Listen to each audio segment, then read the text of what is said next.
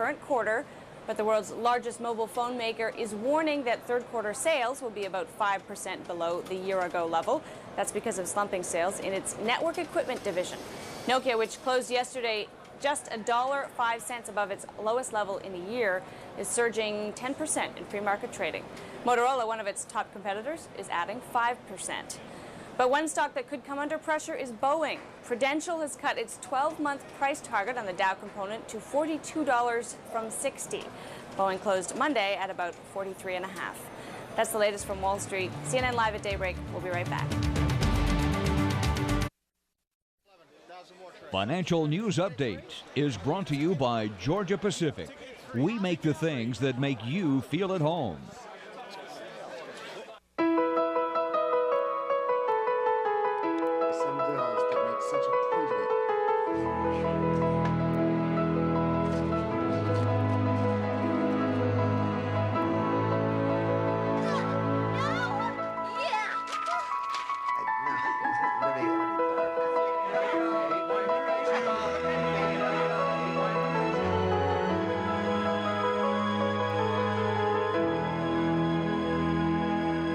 Would you like to lower your monthly mortgage payments or use the equity in your home to consolidate your credit card or other debts? Just log on. Yeah. This just in, you were looking at obviously a very disturbing live shot there. That is the World Trade Center, and we have unconfirmed reports this morning that a plane has crashed into one of the towers of the World Trade Center. CNN Center right now is just beginning to work on this story, obviously calling our sources and trying to figure out exactly what happened, but clearly something relatively devastating happening this morning there on the south end of the island of Manhattan. That is, once again, a picture of one of the towers of the World Trade Center. Well, you can see these pictures. It's obviously something devastating has happened. And again, unconfirmed report that a plane has crashed into one of the towers there. We are efforting more information on this subject as it becomes available to you. Right now, we've got Sean Murtaugh. He is a CNN producer on the telephone right now. Sean, what can you tell us about what you know? This is Sean Murtaugh. I just was standing on the Vice President of Finance.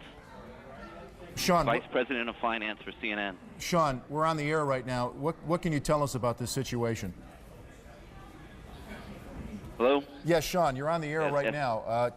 Go ahead. What can you tell us? I just witnessed a plane that appeared to be cruising slightly lower than normal altitude over New York City, and it appears to have crashed into, I don't know which tower it is, but it hit directly in the middle of one of the World Trade Center towers. Sean, what kind of plane? Was it a small plane, a jet? It was a jet. Looked like a two-engine jet, maybe a 737. You're talking about a large passenger commercial jet? A large passenger commercial jet. And where were you when you saw this? I am on the 21st floor of 5 Penn Plaza. Did it appear that the plane was having any difficulty flying? Yes, it did. It was teetering back and forth, wingtip to wingtip, and it looks like it has crashed into probably 20 stories from the top of the World Trade Center, maybe the 80th to 85th floor. There is smoke billowing out of the World Trade Center. Sean, what happened next? Does it appear to you that the plane is still inside the World Trade Center? From my angle, I'm viewing south towards the Statue of Liberty and towards the World Trade Center. It looks like it is embedded in the building. I can't see from my vantage point whether it has come out the other side. Sean, what about on the ground? Or any debris that is hit down there? Can you see my anything? vantage point is too far from the World Trade Center to make any determination of that. Did you see any smoke, any flames coming out of the engines of that plane? No, I did not. The plane just was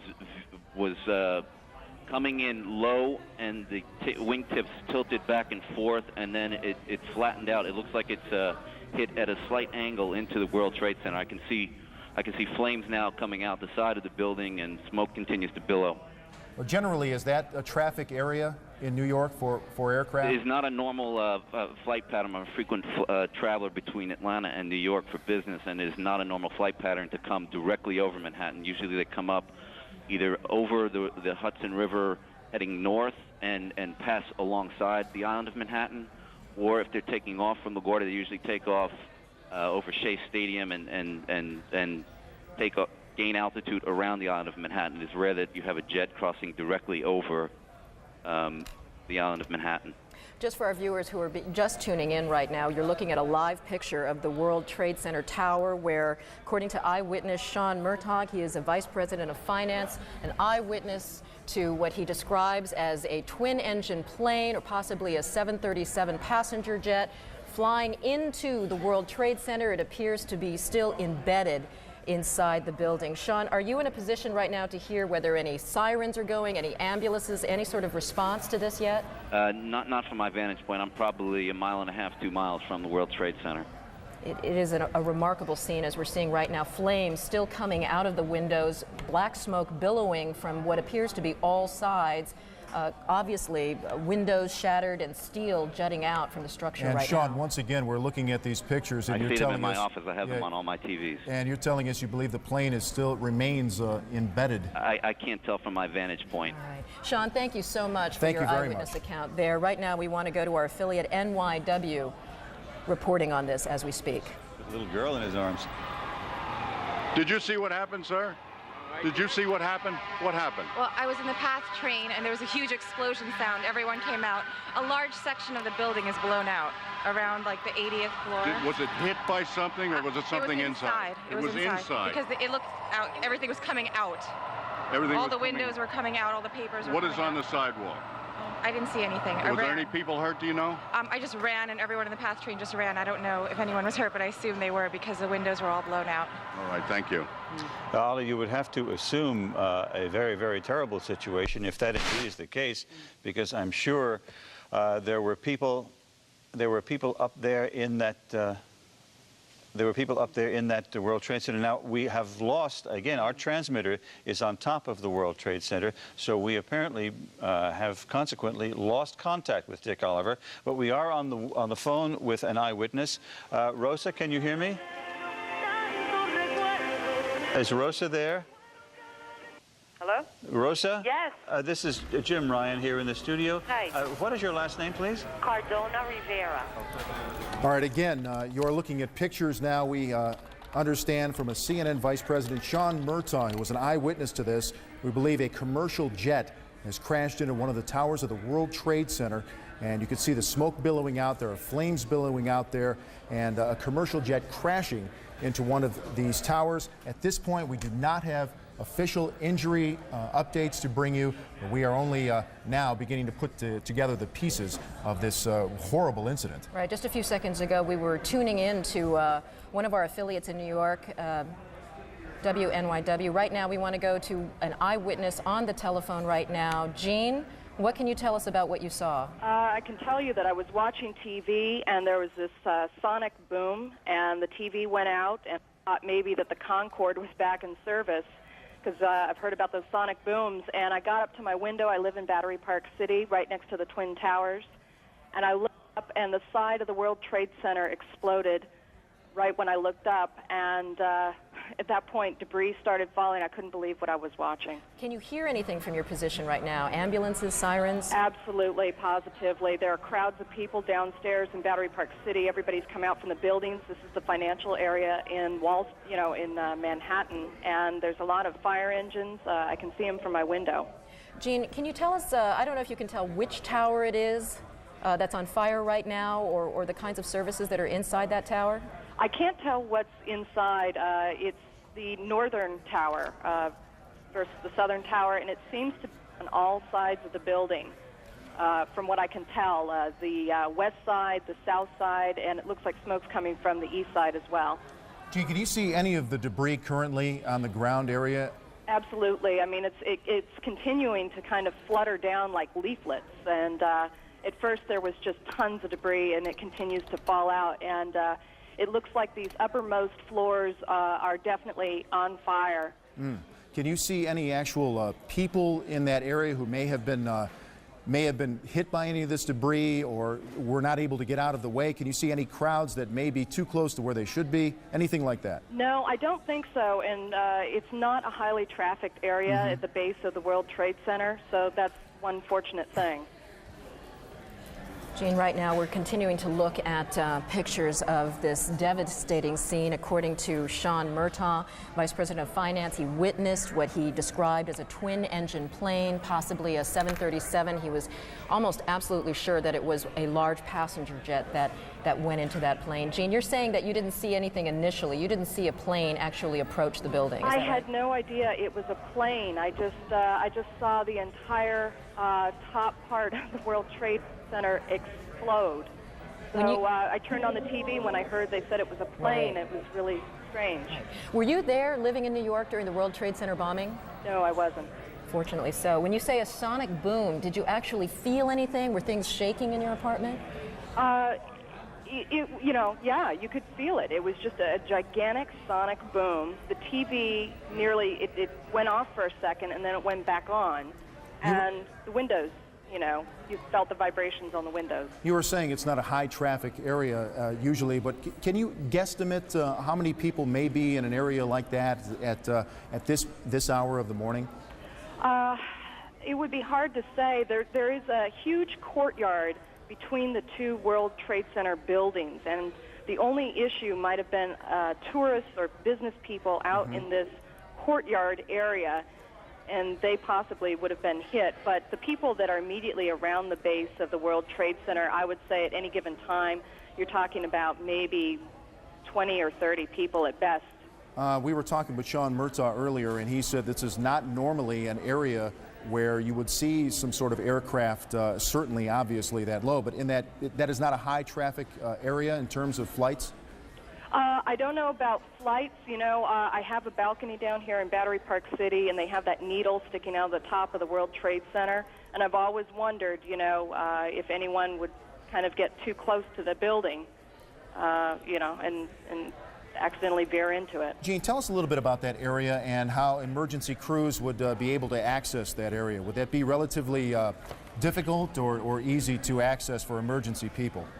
I would imagine it would be slightly difficult because to get around the base of the World Trade Center building, there's really only the one street entrance. The other sides of the building are surrounded by other buildings in the courtyard, and so it's just this West Side Highway, this one major street that runs up the west side of Manhattan that makes it accessible for the fire engines. And, it's amazing to sit here and watch this building on fire, and you've got this tiny little fire engine that I'm watching. That's all you see right now is the one fire engine? Where the fire engines are, it's a little bit obscured by other buildings. Right. Gene, let me ask you, I know I'm asking you to be a bit of an expert on the World Trade Center, but there's a famous viewing deck for tourists on one of the towers. When you say that this is the North Tower, is this the one that services a lot of the tourists to get their view and get to the restaurant at the top? As a matter of fact, it is. And as I'm sure you can see, there's a ton of smoke coming out right now. I'm just guessing the fire seems to be worse on, it looks like it's about 15 floors down from the top of the building. Yeah, one of the eyewitnesses, one of our affiliates was talking to, said that she thought that this was on the 80th floor. We know that there's an open air deck 110 stories high, and the glass enclosed observatory is on the 107th floor. So there is the possibility that people may very well be trapped up there. Yeah. All right, thank you so much, Jean Yearman. You're very welcome. Eyewitness here to a loud sonic boom she described as she was sitting inside her apartment, and she looked up and saw the side of the World Trade Center exploded into flames and black smoke. We are going to join another one of our New York affiliates, WABC, for their live coverage. Plane overhead, and then all of a sudden I thought it sounded kind of loud, and then I looked up, and all of a sudden it smashed right dead into the center of the World Trade Center. Big flash of flame, fire coming out from all over. Then all the bricks is a huge hole right now. It almost looks like the plane probably went through. I'm not sure. Winston, can you see? Are you on the north side there where the plane made contact? Yes, I am. Now, when you say a huge hole, one of our earlier witnesses, Libby Clark, said not much of the plane came down off the building. Much of it went totally right into the building. It's in the building, from what you can see. Right. Now, can you see if there's a lot of debris downstairs, Winston? No, because it looked like it inverted. With the impact, everything went inside the building. Inside. The only thing that came out was a little bit of the outside awning, But I'd say the hold is, let me just get a better look right now. Okay, go ahead. We'll wait. I'd say the hold takes about, looks like 6, 7 floors were taken out. And there's more explosions right now. Hold on, people are running. Winston, hold on just a moment. We've got an explosion inside. The building's exploding right now. You got people running up the street. Okay. Hold on, I'll tell you what's going on. Okay, just put Winston on pause there for just a moment. Okay, the whole building just exploded some more. The whole top part. Okay. The building's still intact. People are running up the streets. Am I still connected? Winston, this would support probably what Libby and you both said, that perhaps the fuselage was in the building that would cause a second explosion such as that. Well, that's what just happened then. That certainly. Yeah, people are running up. We're getting word that perhaps. Okay, hold on. The people here are, everybody's panicking. All right, Winston, Winston, let me put Winston on hold for just a moment. Okay, I don't know how much longer we're staying. I'm inside of a diner right now. Well, Winston, you know what? If you could give us a call back, I just don't want to panic here on the air. Let's just take some of our pictures from News Chopper 7. Now, one of our producers said perhaps a second plane was involved, and let's not even speculate to that point, but at least put it out there that perhaps that may have happened. The second explosion would certainly back the theory from a couple of eyewitnesses that the plane fuselage perhaps stayed in those upper buildings. Now, if you look at the second building, there are two, that both twin towers now are on fire. Now, this was not the case, am I correct? A couple of moments ago. This is the second twin tower now on fire, and we're going to check on the second flight if perhaps that had happened. This all began at about 8:48 this morning. Again, what we know, in case you're just joining us, a small plane, not a Cessna type or 5 or 6 seater, but instead perhaps a passenger flight, ran into the north side of the World Trade Center. As you can see, the second explosion that you're looking at now in the second twin tower, it has spread much debris, much more debris than the first explosion or the first accident. Is Winston still on the line with us? Okay, he's not there, but do we have, I'll just talk to my producer, do we have an eyewitness that perhaps sees better than we do from these pictures? Again, you can see that there is debris falling off. Come on, dip. Okay, we actually have an Eyewitness News reporter, Dr. Jay Adlersberg, who is downtown at the time, and he is on the phone with us live. Dr. Jay, what can you tell us? Hello, Steve. I'm actually uptown at 86th and Riverside. I can see the World Trade Center from about half the building up to the top. And about 5 minutes ago, as I was watching the smoke, a small plane, it looked like a propeller plane, came in from the west, and about 20 or 25 stories below the top of the center, it disappeared for a second and then exploded behind a water tower, so I couldn't tell whether it hit the building or not, but it was very visible that a plane had come in at a low altitude and appeared to crash into the World Trade Center. Dr. J, we're going to take a look at videotape just moments ago of the second plane hitting the World Trade Center. That is spectacular pictures. I don't know if you could see the plane, and that too was a passenger plane, if perhaps some type of navigating system or some type of electronics would have put two planes into the World Trade Center within, it looks like, about 18 minutes of each other. You want to go to? We have another copy. There is the second plane, another passenger plane hitting the World Trade Center. These pictures are frightening indeed. These are just minutes between each other. So naturally, you will guess and you will speculate and perhaps ask the question, if some type of navigating equipment is awry, that two commuter planes would run into the World Trade Centers at the same time. Our director, you're speaking in my ear at this point. You are looking at live pictures right now of the World Trade Centers. Again, we now have two passenger planes within 18 minutes of each other smashing into the World Trade Centers. Dr. J, are you still with us on the phone? I'm still with you, Steve. Dr. J, this is just frightening pictures indeed, and I would assume, or you would naturally think, that when You've been listening to some of the coverage provided for us by our affiliate WABC out of New York City. Let's go now and check our other affiliate WNBC to get the latest. I'm sorry, WNYW here, live coverage here of this amazing picture we're getting from Lower Manhattan. Two planes, one hitting each of the Twin Towers at the World Trade Center. They come by and they say, what happened, what happened? And you just got to say something hit the building and then something hit both buildings.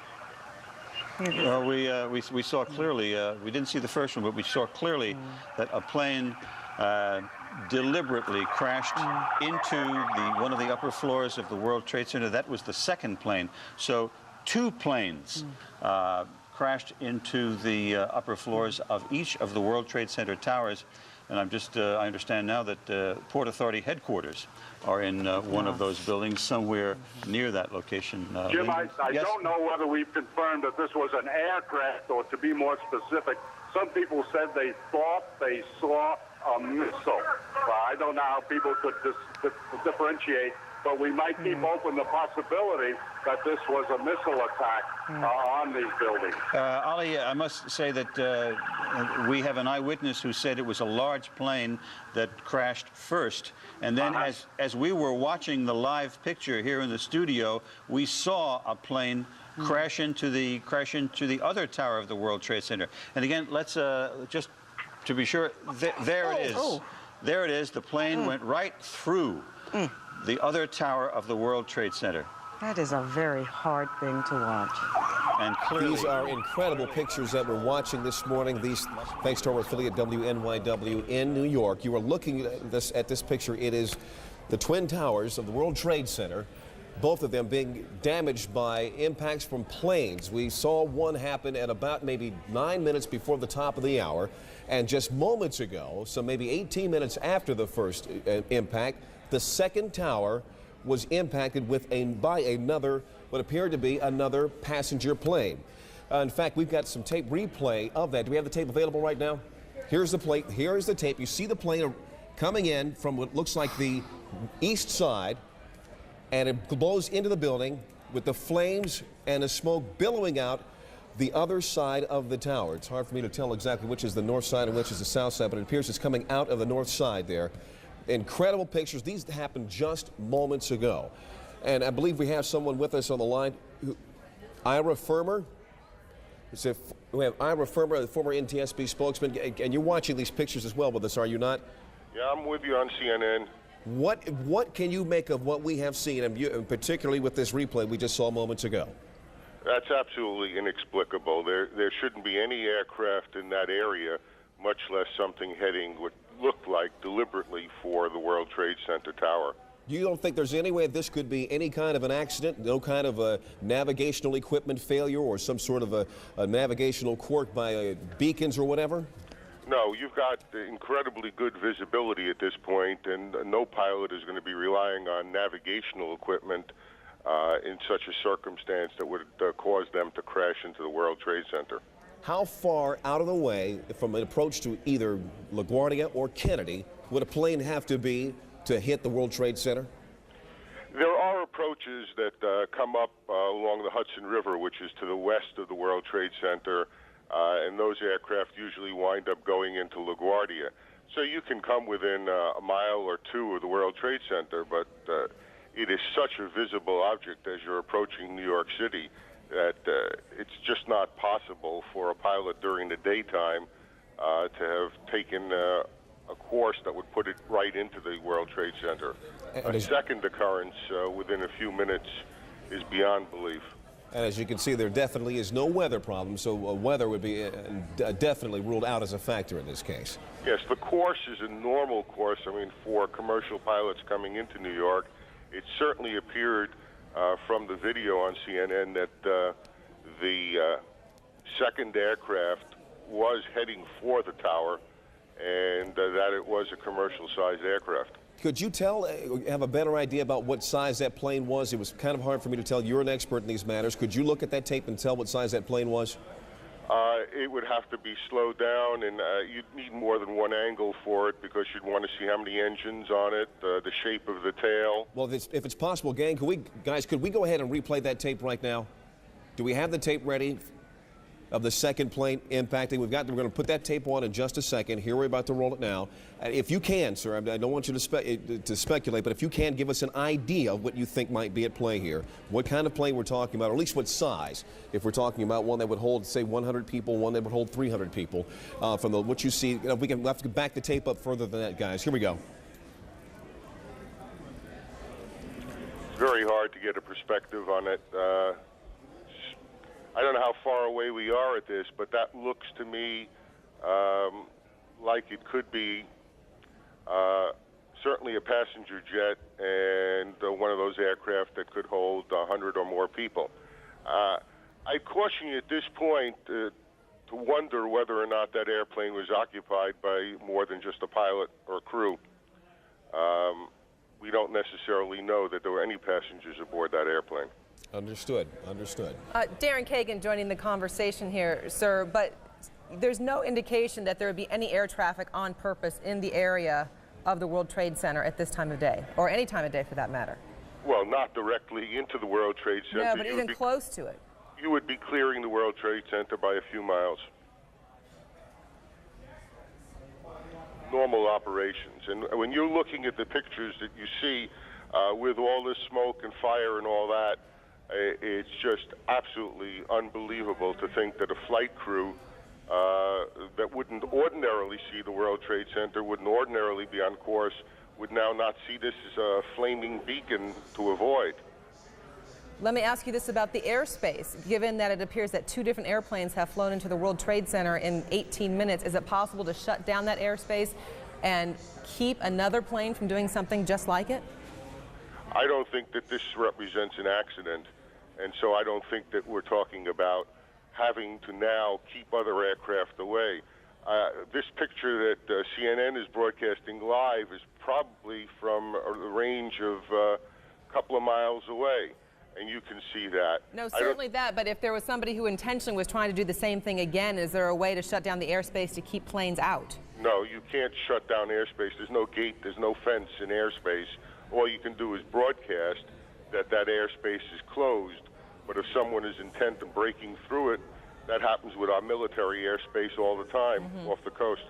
I want to bring up a couple points right now, if I may. We have just been told that President Bush has been informed of this incredible tragedy happening in New York. He did have an event scheduled at 9:30 this morning, which we were going to cover here. He has just canceled that event. We expect he will probably have some comments fairly soon, and we will bring those to you live the moment that we understand he is available. But I'd like to ask you once again, Ira, if I can get back to asking you about this particular crash. Is it possible that those who are tracking planes either at LaGuardia through the radar, can I give us some more information about exactly what happened here? Were these planes, I guess, using beacons to come in, or if there's some sort of identification of these planes as they approach the New York area? Yes, there should be if they were under air traffic control. You've got one eyewitness telling you that the first aircraft flew from Westchester and flew down through Manhattan and directly into the World Trade Center, presumably the North Tower. And now you've got, you're showing the other aircraft coming in, looks to me like it would be from the west into the other tower. Those planes could be, should be, normally would be under air traffic control, but it is also entirely possible for aircraft to fly into, through, or over New York, or in this case into a building in New York, without being under the control. And we use that word advisedly. All that means is information is what air traffic control is, and just operate and do whatever they want if they don't follow the rules of air traffic control. Ira Furman, we thank you very, very much for your insight, and the longer we talk, the less convinced many will become that this was an accident. We thank you very much for your insight. More information on that just ahead. Now we want to bring in Todd Harris. Todd, on the scene, saw what happened. Todd, are you with us? Yes, I had a perfect view, and the plane was coming in. I noticed it a second before it hit the building. It looked like it was moving slowly, and it lined itself up to hit the building directly. Are you talking about the first plane or the second plane? The first plane. And Todd, tell us exactly where you are, where you had this great view. I was on Highway 278, like a dead-on view of the side that it hit the building. All right, Todd, hang on. We're going to continue our conversation. Leon has something to jump in here with. Yes, I'm checking the wires even as we speak. The Associated Press is reporting right now that the FBI in Washington is investigating reports that these two plane crashes are the result of foul play. There is a report here by the Associated Press of a possible plane hijacking. They don't say two, but they say a possible plane hijacking. Let's go to Kelly Arena, who's on the phone right now from Washington. Kelly? Hello, Kelly. Kelly Arena, are you there? All right, Kelly Arena. Okay, there's Kelly. Kelly, what have you learned? Okay, well, an FBI official has just told CNN that they are investigating, but they have not yet determined whether or not this was indeed a terrorist act. The official that I spoke to said that so far there has been no communication, no one claiming responsibility for either of those crashes. There is an investigation underway. If there is anything to be said officially, it will come out of the New York City field office of the FBI, which is right now involved in that investigation to find out whether or not it was. But I have to tell you, I repeat, right now the FBI has not determined whether or not this is a terrorist act, although they are investigating. All right, thank you very much, Kelly Arena. We appreciate that. Darren, let's go ahead and bring back in Todd Harris. Todd, are you still with us? We don't have Todd. Okay, once again, if you're just joining us, the breaking story that we're following out of New York City, within the span of 18 minutes, two separate planes crashing into the World Trade Center. The rescue operations underway, not clear. We're going to show you, this is the second plane after the first tower was already on fire. This happened just minutes ago. We'll let the pictures tell the story. You saw it live here on CNN as it happened. The plane crashed right into the side of the World Trade Center, causing a huge explosion. Now, as we speak, and we're showing you live pictures now, smoke and fire taking place in both towers of the World Trade Center. And it appeared that second plane that we actually did have on videotape, on its approach toward that tower, actually turned. And I have to think, I'm not an expert in these things, so I don't know, but it would seem as though that move actually may have caused much more damage. These are incredible pictures, as you can see here. Let's keep the pictures up as we go ahead and talk to more eyewitnesses. Joe Trachtenberg joining us on the phone. Joe, are you with us? Yes, I am. Can you tell us what your vantage point is and what you've seen so far? Well, we got. I heard on the radio that one of the towers was on fire, and we went to High Point in our building, which is on the 25th floor, and you had a clear view of the both World Trade Centers, and the one tower was smoking hard. And there was another plane that was flying low, and we just looked at it, and before you know it, just kamikaze, boom, right into the other tower, and mass explosion, windows flying. It was horrible. I'm still distraught looking at it. Were you close enough to see or get a general idea of what kind of plane that was that flew in the second time? Well, I'm not an expert on planes, but it wasn't didn't seem like a big passenger jet. It was a smaller type plane because it made some pretty radical turn, and you know, they were flying low, and you're not used to see big planes flying over Manhattan because I don't think you're allowed to, but it was pretty tough. And explain to me again what your vantage point is, where you are in the city looking at this. We're in Chelsea. It's like 25th Street and 7th Avenue, and it's clear looking all the way downtown, and you could see the buildings, you know, the whole downtown, because it's a clear day, and it's a disaster. And once again, describe for us what you saw as that plane went to the second building. That plane just flew straight into the second building on the downtown side, it appeared. It was just a huge explosion, and smoke just immediately, and fire started immediately coming from the second tower as it hit, and there was glass flying everywhere. All right, looks like we have a little bit of audio problem with that, so I'm going to say thanks to Joe Trachtenberg for talking to us and telling us what he saw. We were watching it right here, live on CNN, as that plane went in. He had a closer vantage point and could see, as you heard Leon, he was saying he doesn't think it was a big jet, but a smaller plane, closer up from where he could see it. Well, we do have a tape of a recounting by another witness, another eyewitness. We're going to go to some tape that we're getting from our affiliate WABC in New York, where they interviewed an eyewitness who saw the second crash as it happened. I'd say the whole takes about, looks like 6, 7 floors were taken out. And there's more explosions right now. Hold on, people are running. Listen, hold on just a moment. We've got an explosion inside. The building's exploding right now. You got people running up the street. Okay. Hold on, I'll tell you what's going on. Okay, just put Winston on pause there for just a moment Okay, the while he... whole building just exploded some more. The whole top part. Okay. The building's still intact. People are running up the streets.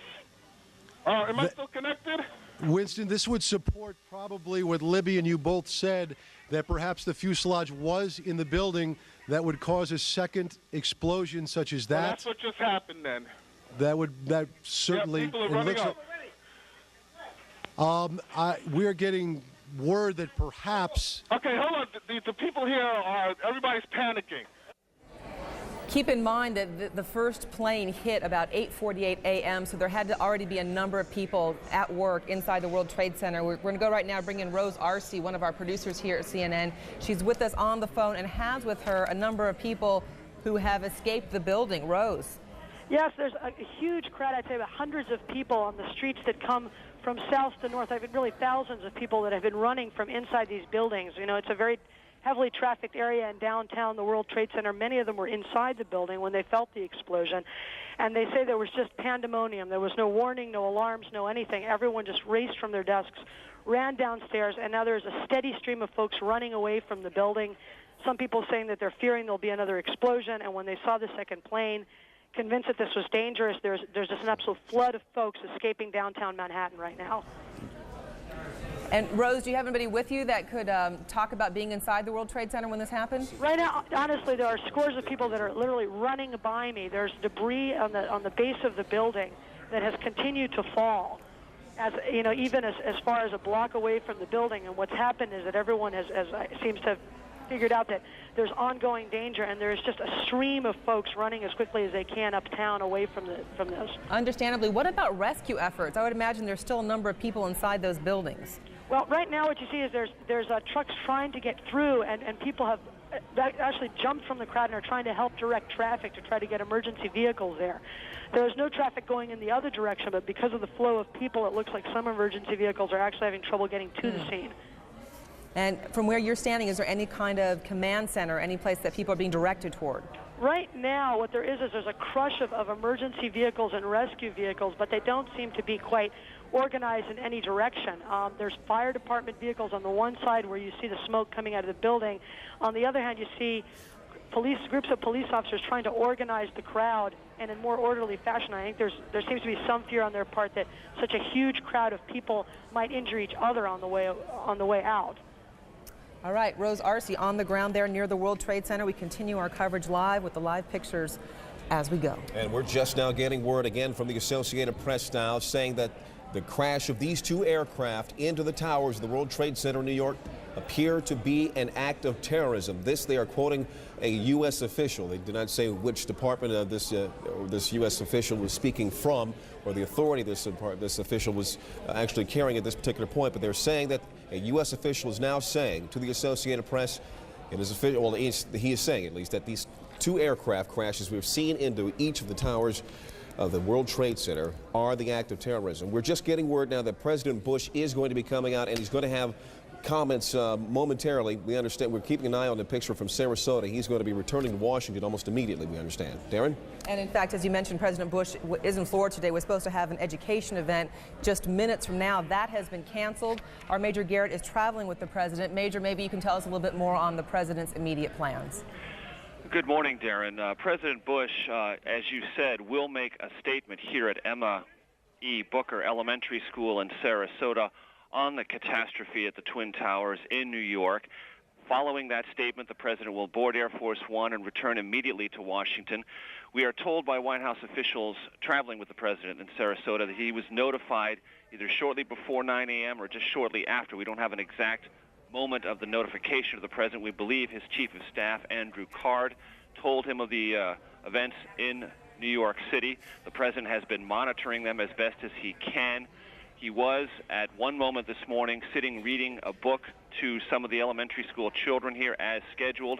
Reporters asked him if he was aware of the situation in New York. He nodded a bit gravely and said he would have something to say about that shortly. We are expecting that statement any moment now. I can tell you here in Sarasota, with those traveling with the president, they are trying to sift through all of the amazing and terrifying both pictures and details as they can get them from New York City, but no confirmation here from White House officials about what this in fact is, whether it's accident or terrorism. They are trying to gather information as best they can, give it to the president, and trying to keep things on a very calm and even keel if possible. And on that note, Major, it sounds like that exchange of questions with the president came at what would be a sensitive time if he was sitting in front of a bunch of school children and not wanting to scare the children. Well, precisely. And the president has a way of letting reporters know that it's either an appropriate time or an inappropriate time to take questions. He does that in many different environments, many different situations. Clearly this morning with a crowd of children, he wanted to keep an even keel, keep the situation under control as best as possible. He just nodded and said, we'll talk about this later. Right. So once again, we do expect to hear from the president soon. A time frame on that? Within the next 10 minutes or so. Again, things are very much in flux. Things are a bit confused. The event here, which was scheduled to talk about education reform, talk about the importance of reading, that has been scrubbed, and the president is trying to gather whatever information, all the information he can from various White House sources, make a statement, and then get aboard Air Force One, get back to Washington just as soon as he can. Major Garrett traveling with the president in Sarasota, Florida. Major, thank you very much. And of course, as soon as the president begins to speak, you'll see those comments live here on CNN. Leon. I want to just inform you that we've just gotten word, according to Reuters news service, trading on the markets in New York have been postponed indefinitely. And we will try to keep an eye on that, but can't expect that to happen, get underway anytime soon. But we just heard our Major Garrett mention moments ago this investigation. We're just now getting reports here, the Associated Press, saying that U.S. officials are saying this is an act of terrorism. Let's go now to our David Enzor, who's on the phone right now, and give us some more information on what may be at stake there. David. Well, Leon, I can just tell you that U.S. officials are also telling me that this is clearly not an accident in their view, and they do believe that terrorism is at the root of this. They believe this is a terrorist act. However, they have very little other information. Obviously, law enforcement will be taking the lead on this, trying to find out who was flying the planes, whether they had in fact been turned away from their regular flights, and so on. So very little information. David, we're going to have to cut you off. President Bush is speaking. For America, I unfortunately will be going back to Washington after my remarks. Secretary of Rod Page and Lieutenant Governor will take the podium and discuss education. I do want to thank the folks here at Booker Elementary School for their hospitality. Today we've had a national tragedy. 2 airplanes have crashed into the World Trade Center in an apparent terrorist attack on our country. I have spoken to the Vice President, to the Governor of New York, to the Director of the FBI, and have ordered that the full resources of the federal government go to help the victims and their families, and to conduct a full-scale investigation to hunt down and to find those folks who committed this act. Terrorism against our nation will not stand. And now, if you join me in a moment of silence.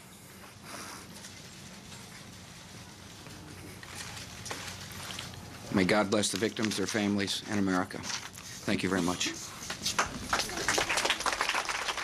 Emotional President Bush there speaking in Sarasota, Florida, cutting short his stop there, saying that an apparent terrorist attack has occurred on U.S. soil. They're mentioning the 2 planes that have crashed into the World Trade Center this morning. He says a full-scale investigation is underway to hunt down those responsible for this, saying terrorism will not stand. And Leon, on the heels of the president's remarks, CNN has learned that at least one of the planes involved in this hit on the World Trade Center was an American Airlines 767, a Boeing aircraft that took off from Boston. What happened to that airplane as it took off from Boston and how it ended up at the World Trade Center, our details we'll have to fill in as we go. But let's go ahead and bring in our David Ensor. David, you were saying before we interrupted you for the president's remarks. Well, unfortunately, the amount of detail that the officials who are tracking this have is pretty sketchy at this point. But I was just saying that officials are calling this an act of terrorism. They're saying that's clearly what it is, clearly not an accident. And law enforcement agencies, the FBI and others, will be taking the lead on this, officials say. And clearly, obviously, they will first try to ascertain who did this. What nationality are they? What's behind this? that's really all I can say. There are several places around the government. There are groups of officials gathering and setting up crisis centers to try and deal with the flow of information on this, which, as you can imagine, is going to be considerable as the day progresses. And so far, as far as we know, no one has been taking responsibility for this. There have been no claims of responsibility, and U.S. intelligence officials say they had no warning of anything like this coming along. All right, David Ensor, thank you for joining us on the phone. Once again, you can see that information at the bottom of your screen. 2 different planes have flown into the World Trade Center within the last hour. One plane was an American Airlines Boeing 767 from Boston. In terms of how many people were on board that plane and if it was forcibly taken from Boston into New York, we still have yet to learn. We're joined now on the telephone by the former Federal Emergency Management Agency Director James Lee Witt. Director Witt, you're watching these pictures with us this morning. Your comments? Well, it's just horrible. There's no doubt. I did see the one plane flying into the building. It's just unbelievable, something like this. But, you know, we've been, for several years now, we've been working on terrorist-type events. And, and this is apparently one of those events do not know yet, but apparently it could be. And right now, I know I really feel for those families. But Richie and the New York Emergency Management, the state of New York, and I know they're very busy right now in the FBI and law enforcement. But this is one of those crisis management as well as a consequence management situation that they're going to have to be dealing with. You know, the first thing this calls to mind to many of us who have been here to cover these events was the World Trade Center bombing back in was it '96 when that bombing occurred? Yes. And you were director of FEMA at that particular time. Since then, has there been a plan put in place for something like this, to recover from this, or to go through the exercises necessary to get people out and to recover from it? Well, they have a very good plan in place, and for even events, not as this. I don't think I don't know if they put a plan in place for airline crashing into it, but I know they take every scenario they could think of and try to deal with a plan that will help them respond in the most effective way. And we even practice airplanes flying into igloos, and at some of the arsenals around the United States. So you try to practice for everything you can think of and hope for the best, and that you can be able to respond and hope none of this happens. But on that note, then, did you run any kinds of tests at all, or any kinds of, theoretical tests or computer tests or anything on something like this? We didn't. I'm not sure if New York City did. I'm sure they did. But you can't. How can you stop something like this without having an anti-aircraft gun sitting on top of buildings? Yeah. You just can't. You can prepare the best you can be, and that's all you can do. But I'm sure that they've got everything in place and they always do an excellent job up there in New York. Director James Lee Witt, former director of FEMA, we thank you very much for your time this morning. We may be talking with you later on. As we continue our coverage, our Aaron Brown in New York City joining us now. Aaron, we can see over your left shoulder there the building still smoldering of the World Trade Center. Well, it is a grotesque sight to look at from about 30 blocks away from where we are.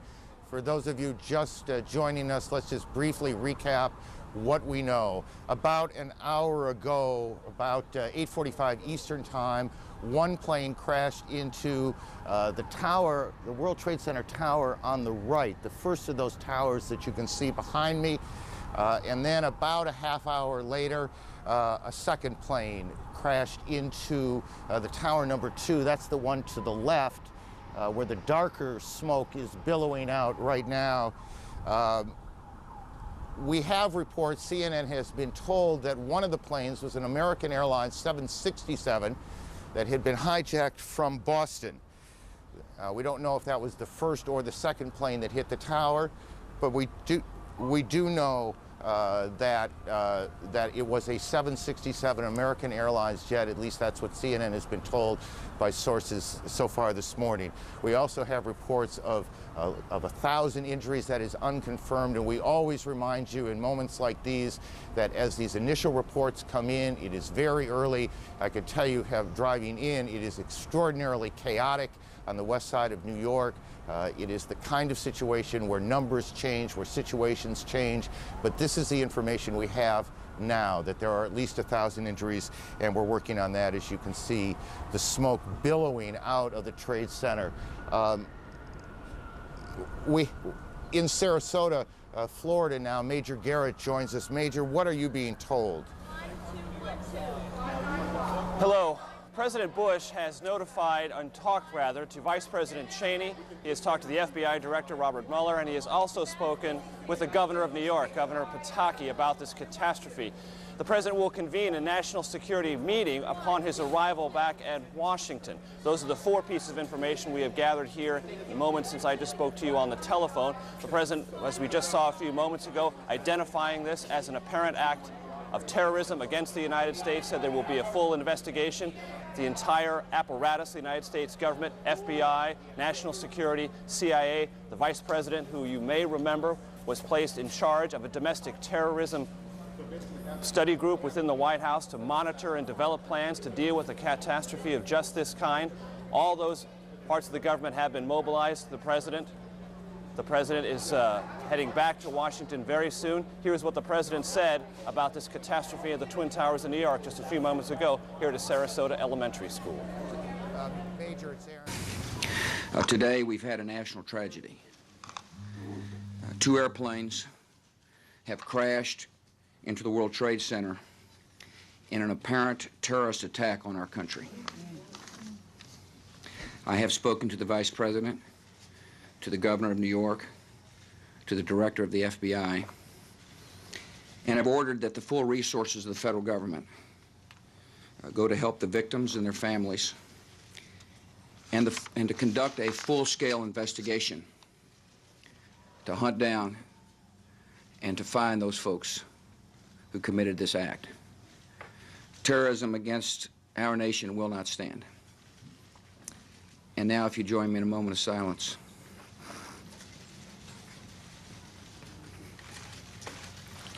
May God bless the victims, their families, and America. Thank you very much.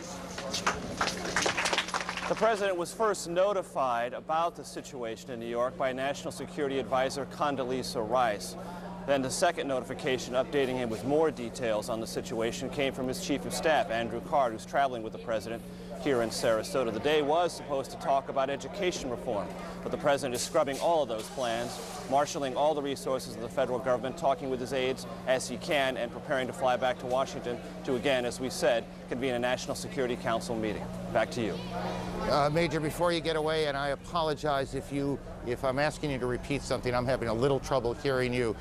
Do we know exactly where the President was when he was told? He was just arriving here in Sarasota at Emma E. Booker Elementary School.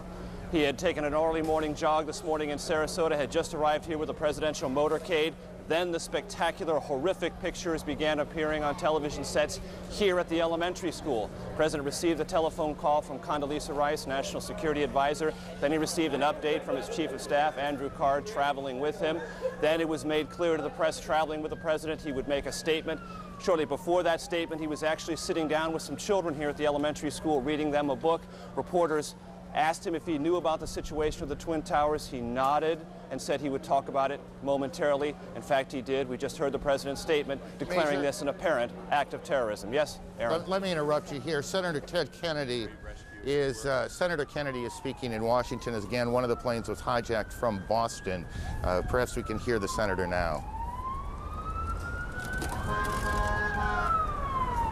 This morning, we underline the point that it is postponed. We are not going to see the business of America deferred because of terrorism, whether it's in education or in other area of public policy. We're looking forward to hearing from the First Lady on a subject matter which is of central concern to all families in this country, and because of her experience and her leadership, this committee and the Congress and the American people would have benefited greatly from her comments. And we will look forward to an early Senator Ted Kennedy in Washington. Chris Plant, a CNN producer, is at the Pentagon, where there is a significant fire. Chris, you're on the phone. Can you hear me okay? Yes, I can hear you just fine. Tell me what you know. Well, arriving at the Pentagon a short time ago, there was a huge plume of smoke which continues to rise from the west side of the Pentagon over in the area where there is a helicopter landing zone. It's along Route 27 if you're looking at maps of the area. The building is currently being evacuated, and police and emergency units are, of course, responding from all around the building and from the local Arlington County Fire Department. The plume of smoke is enormous. It's a couple of hundred yards across. At its base, it is billowing into the sky, hundreds of yards. It's impossible for me to say from this side of the building whether the building itself is on fire or up in flames, or exactly what caused this. I did not hear an explosion, but there is certainly a very, very significant fire in this enormous office building on the west front. The building is being evacuated. The Defense Protective Service officers, the police force for the Pentagon, are on a very tight string right now. As I arrived, I was held at gunpoint. Chris, yes. let me interrupt you for a second. Just hang on. Don't go anywhere. We're getting reports now that the White House is being evacuated as well. We don't know precisely what has caused that decision to be made, whether that is precautionary, whether something has happened at the White House. Again, the president is in Florida this morning, so the president is not in any danger, but the White House, of course, is fully operational, whether the president is there or not, and we have reports that the White House is being evacuated. Getting back to Chris in a moment, we also have reports now from Chris Plant on the scene that the Pentagon is being evacuated as well. All of this coming on the heels of a large fire at the Pentagon, and we can't tell you at this moment whether that fire is inside the Pentagon building itself or on the ground to the Pentagon. And these two planes that you can see behind us that hit the World Trade Center, that's Washington, the old executive office building, I believe, and you can see the plume of smoke behind it, which we will assume until we're told otherwise that that's the fire at the Pentagon. I believe that's correct. As you look now at Washington. So we've got a major fire at the Pentagon, and the Pentagon being evacuated, the White House being evacuated, and we don't know precisely the circumstances there, what caused that decision. And we have these two enormous explosions at the World Trade Center here in New York, where two planes slammed into the buildings. We are also getting reports now that there is a fire on the Mall in Washington, that part of the Capitol that runs essentially from the Capitol to the White House in kind of a straight line going up Washington, D.C., and we have reports of a fire there. What you're looking at now is Washington, at least if I can see the monitor in front of me. It's a little tricky from where we are, but that looks to me like the old executive office building, and then in back of it you see the large plume of smoke. Here in New York, sirens everywhere, people out on the streets staring at this grotesque scene of the World Trade Center buildings. It was in February of '93, if memory serves me correctly, that there was an attack, a terrorist attack on the World Trade Center. Bomb exploded in the garage of the Trade Center on that day in February of '93. Here we are in the year 2001, and what appears to be deliberate attacks on the World Trade Center. And then we have these two reports out of Washington, the fire at the Pentagon. Chris Plant is still on the phone, I do believe. And we'll get to him in a second. Greta Van Susteren is at National Airport in Washington. Greta, what are you hearing? I just got off my plane. I was headed to New York. Planes were stalled. I'm at National Airport on the parking lot.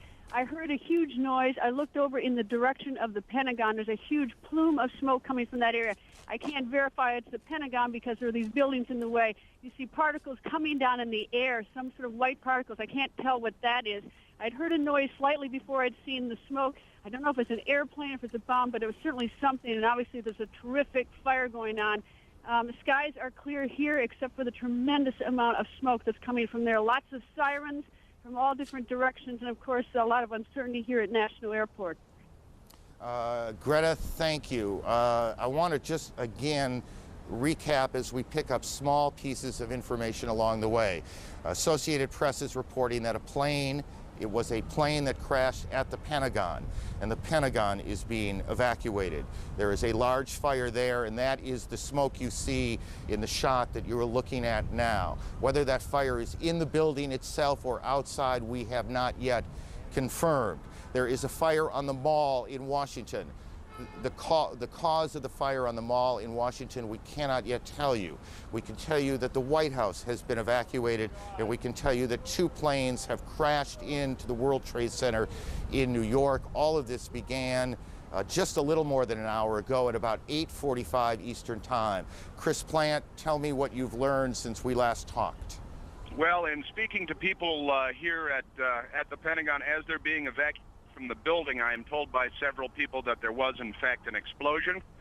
I was told by one witness, an Air Force enlisted, senior enlisted man, that he was outside when it occurred.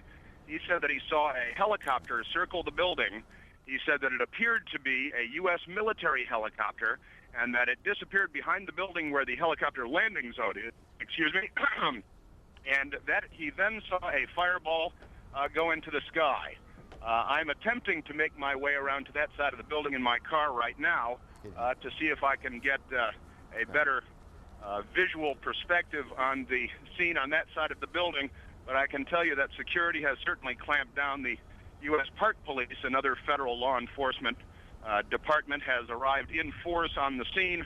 There's a Park Police helicopter overhead. Every car that arrives at the gate where I was located was being stopped by officers at gunpoint. Everyone is being forced out of their vehicles as they arrive at the Pentagon. It's a very tense situation, obviously, but initial reports from witnesses indicate that there was, in fact, a helicopter circling the building, contrary to what the AP reported, according to the witnesses I've spoken to anyway, and that this helicopter disappeared behind the building and that there was then an explosion. That's about all I have from here. Okay, let's do this, Chris. Why don't you continue reporting, and we'll pass along a couple of other things that we're picking up along the way. Trading at the New York Stock Exchange. The Stock Exchange, as many of you probably know, but some of you don't, is in that part of Lower Manhattan, not quite as far down as the Trade Center, but it is in that part of Lower Manhattan, and trading has been suspended there. Bridges and tunnels coming into New York have been closed. That will create a whole different set of problems. We are also being told that the FAA has suspended takeoffs and landings, and I want to make sure I get this right, guys, that in all at all airports around the country. Air travel in this country has come to a halt this morning, as clearly people in government, police forces, fire departments are trying to figure out what exactly is going on. There are several now incidents that look, for all that we can tell, to be a major terrorist attack here in the United States. So all airports all across the country are closed. All bridges and tunnels coming into Manhattan are closed. The Pentagon has been evacuated, or is being evacuated. The White House is being evacuated. The president, who is in Sarasota today to make a speech on education, has spoken briefly to cameras and will shortly make his way back to Washington. They are checking out Air Force One now. Let's go to Atlanta. Chad Myers can talk to us a bit about the air traffic problems. Chad, are you there? Aaron, yes, all of the airports across the country have been shut down. We started with Zone New York, which includes Islip, Newark, JFK, LaGuardia, all the way down to Philadelphia, and then IAH, Houston, and then San Francisco, and then LA. They were just falling like a deck of cards, and then all of a sudden the FAA just said, we're shutting down everything. All flights have been canceled for another 7 hours, which is about 5 o'clock Eastern time, and then we'll reignite there. We'll take a look what's going on after that. The probability of extension, as they call that, is high, which means even after 5 o'clock, the airports may still be shut down. We'll keep watching it for you here from Atlanta. Chad, and if you don't know, just say you don't know. Can you recall a situation where every airport in the country had been shut down? Absolutely not, except in wartime, of course, Aaron, and obviously this is not that. But with all the airports, as they were going down from west to east, we could see them, and then we could eventually see from New York, and then they canceled Boston, as we got the report that the first flight, or one of the possible hijack flights, did come out of Boston, and then it just started going down from there. But never, ever before have we ever seen all of the airports shut down like this, not this quickly. Chad, thank you. Stay on this for a while. We'll get back to you. We know that many people are just joining us. We want to get everyone on the same page before we move on. So one more time, let's go through the sequence of events. At about 8:45 Eastern Time, a plane crashed into the foremost of those towers that are the World Trade Center. That's Air Force One you see in Florida, the president on board. Obviously extraordinary security around the plane before the president got on, and the president is heading back to Washington. A short time ago, the president made a statement. He said, "Terrorism against our nation will not stand. The government will hunt down those responsible." Mr. Bush said today, "We've had a national tragedy. 2 planes have crashed into the World Trade Center in an apparent terrorist attack on the country." And we also have a report now that it was a plane that crashed into the Pentagon, and we have a large fire at the Pentagon. The Pentagon is being evacuated as we speak now. The White House has been evacuated as well. CNN's John King joins us on the phone. John. Aaron, I'm standing in Lafayette Park directly across from the White House, perhaps about 200 yards from the White House residence itself. The Secret Service has pushed most people all the way back to the other side of the park, trying to avoid having that done to me at the moment. Just moments ago, they started slowly evacuating the White House about 30 minutes ago, and then in the last 5 minutes, people have come running out of the White House and the old Executive Office building, which is the office building right directly across from the White House. About 10 minutes ago, there was a white jet circling overhead. Now, you generally don't see planes in the area over the White House. That is restricted airspace. No reason to believe that this jet was there for any nefarious purposes, but the Secret Service was very concerned, pointing up at the jet in the sky. It is out of sight now, best we can tell, but they've evacuated the entire White House staff and the old Executive Office, as well as some townhouses that are government offices. Many of our viewers might know Blair House, where other international leaders stay when they are in Washington. That block of townhouses has been evacuated as well, and they are pushing us now back toward H Street, which is the next main street to the north from Pennsylvania Avenue across from the White House. Okay, John, hang on one second. We're also getting reports at the Capitol, the Treasury building also being evacuated. John, is this evacuation from the White House, was it orderly? Did it seem panicky? How would you characterize it? It started off as orderly, much like we get when there are occasional bomb scares near the White House. But then, again, in the last 10 minutes or so, the people who came out, the last several hundred I saw leaving the grounds, were told and ordered by the Secret Service to run. They were running through the gates. These are, of course, professionals in business suits. I'm also told that prior to that, and we don't know the current situation, that the Vice President and other administration officials on the scene were meeting in the White House Situation Room, which is in the basement of the White House. Whether they have stayed on the complex or not is unknown to us at this moment. I spoke to an administration official shortly after the President delivered his statement, who said obviously the operating assumption here is terrorism. The initial assumption, this official said, was that this had something to do, or at least they were looking into any possible connections with Osama bin Laden. The administration recently released a warning that they thought Osama bin Laden might strike out against U.S. targets. Just to add, John, a bit to what you've been saying, we're getting a report from Associated Press now that the White House was evacuated after the Secret Service received what AP is describing as a credible, a credible threat of a terrorist attack against the White House itself. And I expect you'll be checking that out. We'll try and confirm that, but that's what AP is reporting right now. Again, this all began about an hour and 15 minutes ago here in Lower Manhattan when the first of 2 planes crashed in to the first of the 2 towers behind me at the World Trade Center, and you can see the smoke billowing out of the front tower now. And then about a half an hour later, just as emergency crews were converging on the scene, as eyewitnesses were gathering on the street corners, a second plane drove in too, and you can see that plane coming around the building right now in this tape, and there you can see the hit as it comes through what looked to me, at least, and this is the first time I've seen that tape, come through the back side of the tower. I guess that would be the south side of the tower, and then the smoke and flame coming out the front side. Again, that was about a half hour after the first attack, which was at about 8:45.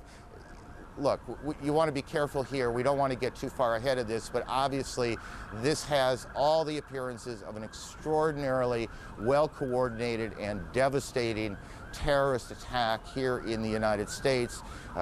Certainly nothing like it since Oklahoma City, and nothing like it here in New York since the terrorist attack on the same World Trade Center buildings in February of 1993.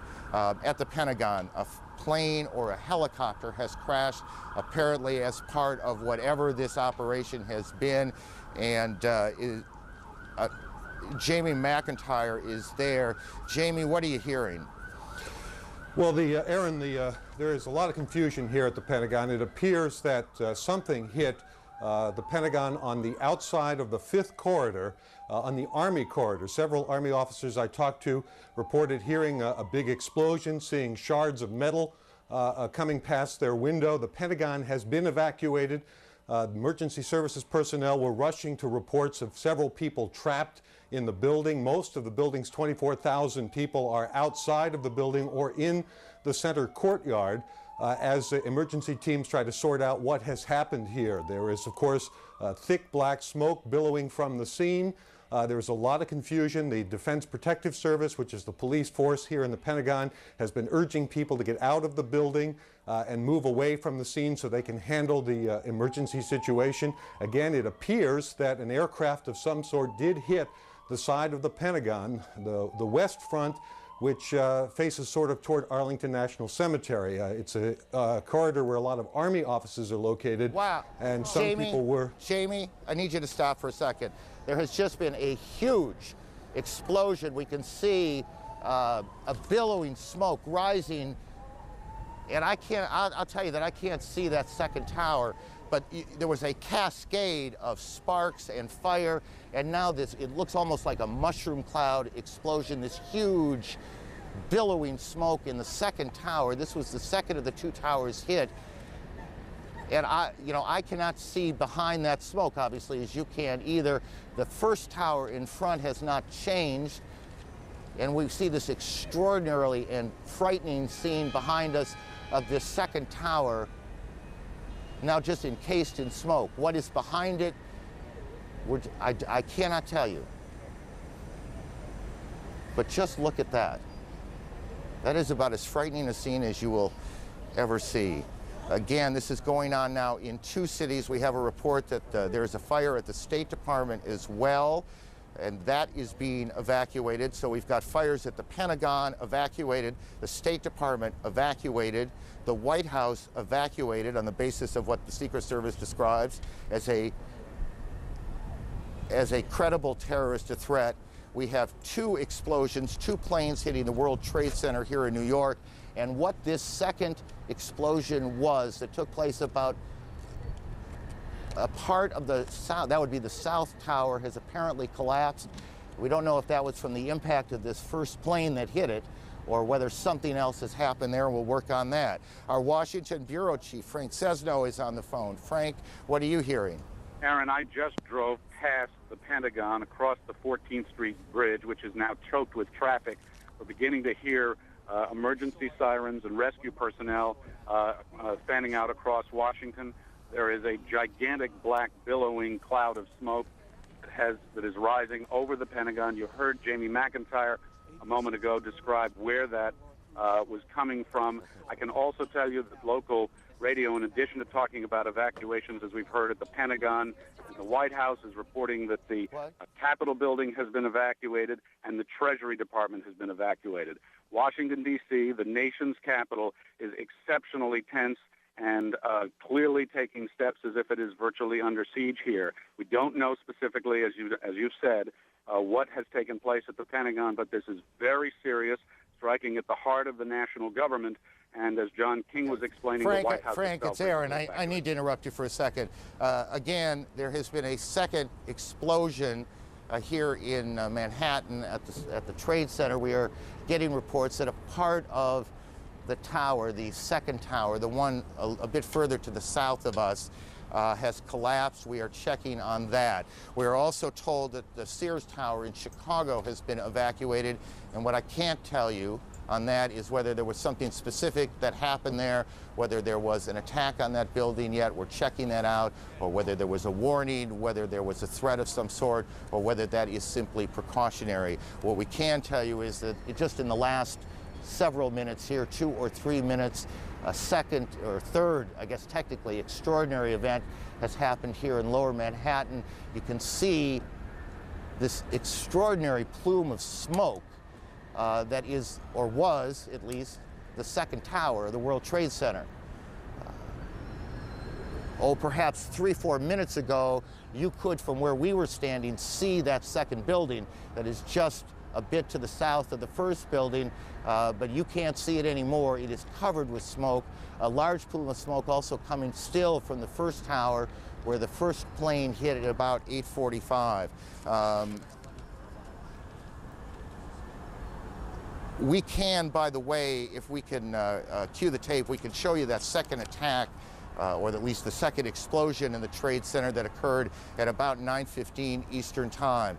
As you can imagine, there you can see to the right of your screen a plane coming in. We do have a report of a hijacked American Airlines plane. It comes into the south side, and then boom, you can see the fire coming out the front, or the north side of the building. I guess that'd be the northeast side of the building. And then just in the last several minutes, there has been a second explosion, or at least perhaps not an explosion, perhaps part of the building simply collapsed. And that's what we saw, and that's what we're looking at, as smoke now just covers Lower Manhattan, almost as far to the end of Manhattan Island as you can get, is where the trade centers are. The Sears Tower in Chicago has been evacuated, and we continue to check on the circumstances there. The Pentagon, the State Department, and the White House have been evacuated in Washington as well. The president has, we can show you now what happened just a few moments ago at the Trade Center. Watch the building to the left, to the back of those two buildings. This is just a few minutes ago. We don't know if something happened, another explosion, or if the building was so weakened it just collapsed. But we have one of our producers on the phone, and I didn't get the name, so why don't we just go ahead? You there? Yeah, this is Rose Arcee calling from New York. Rose, tell me what you know. Just a few minutes ago, we saw there's a portion of the building where the first plane struck that seemed to be buckling inside itself, almost as if the top of the building was going to fall. Shortly after that, two people, it's hard to tell whether they were being pushed or they physically approached themselves the sort of river side of the building, it would be the west side of the building, and appeared to jump from the top floors, just under where you're seeing the smoke and fire. That is extraordinary. The South Tower, the World Trade Center, has collapsed. Again, tell me, how long ago was it that you saw this? This must have been about 5 minutes ago, and prior to that, you could see heads popping out of windows right beneath where that big gaping hole is. So there appeared to be people alive right below where the crash point was, and were trying to find some way out of there. And just as the thing started to buckle, you saw them plummeting from that top floor. Right, and perhaps this is stating the obvious. We apologize for that, but obviously people were already at work here at the Trade Center when this happened. We don't know how many people have been hurt in all of this. We have no idea at this point. As you look at an aerial shot coming from the, I guess that would be coming from the south of the Trade Center, or what is at least the Trade Center behind those huge plumes of smoke. All airports across the country, every airport in the United States has been shut down as the FAA and the government tries to figure out exactly what has happened, what is at risk, what is not, who is behind it. Are there more explosions, more attacks yet to come? Here in New York, trading on the New York Stock Exchange has been suspended, at least for now. All bridges and tunnels coming into the city have been shut down as police try and clear the way. We can tell you, as we were coming in perhaps an hour ago, there was a convoy, I can't think of a better word, a convoy of fire and police trucks racing down the West Side Highway, and this is in the middle of rush hour. Obviously, every available fire unit here in Manhattan has been brought to the Trade Center. Outside the White House, John King, our senior White House correspondent. John.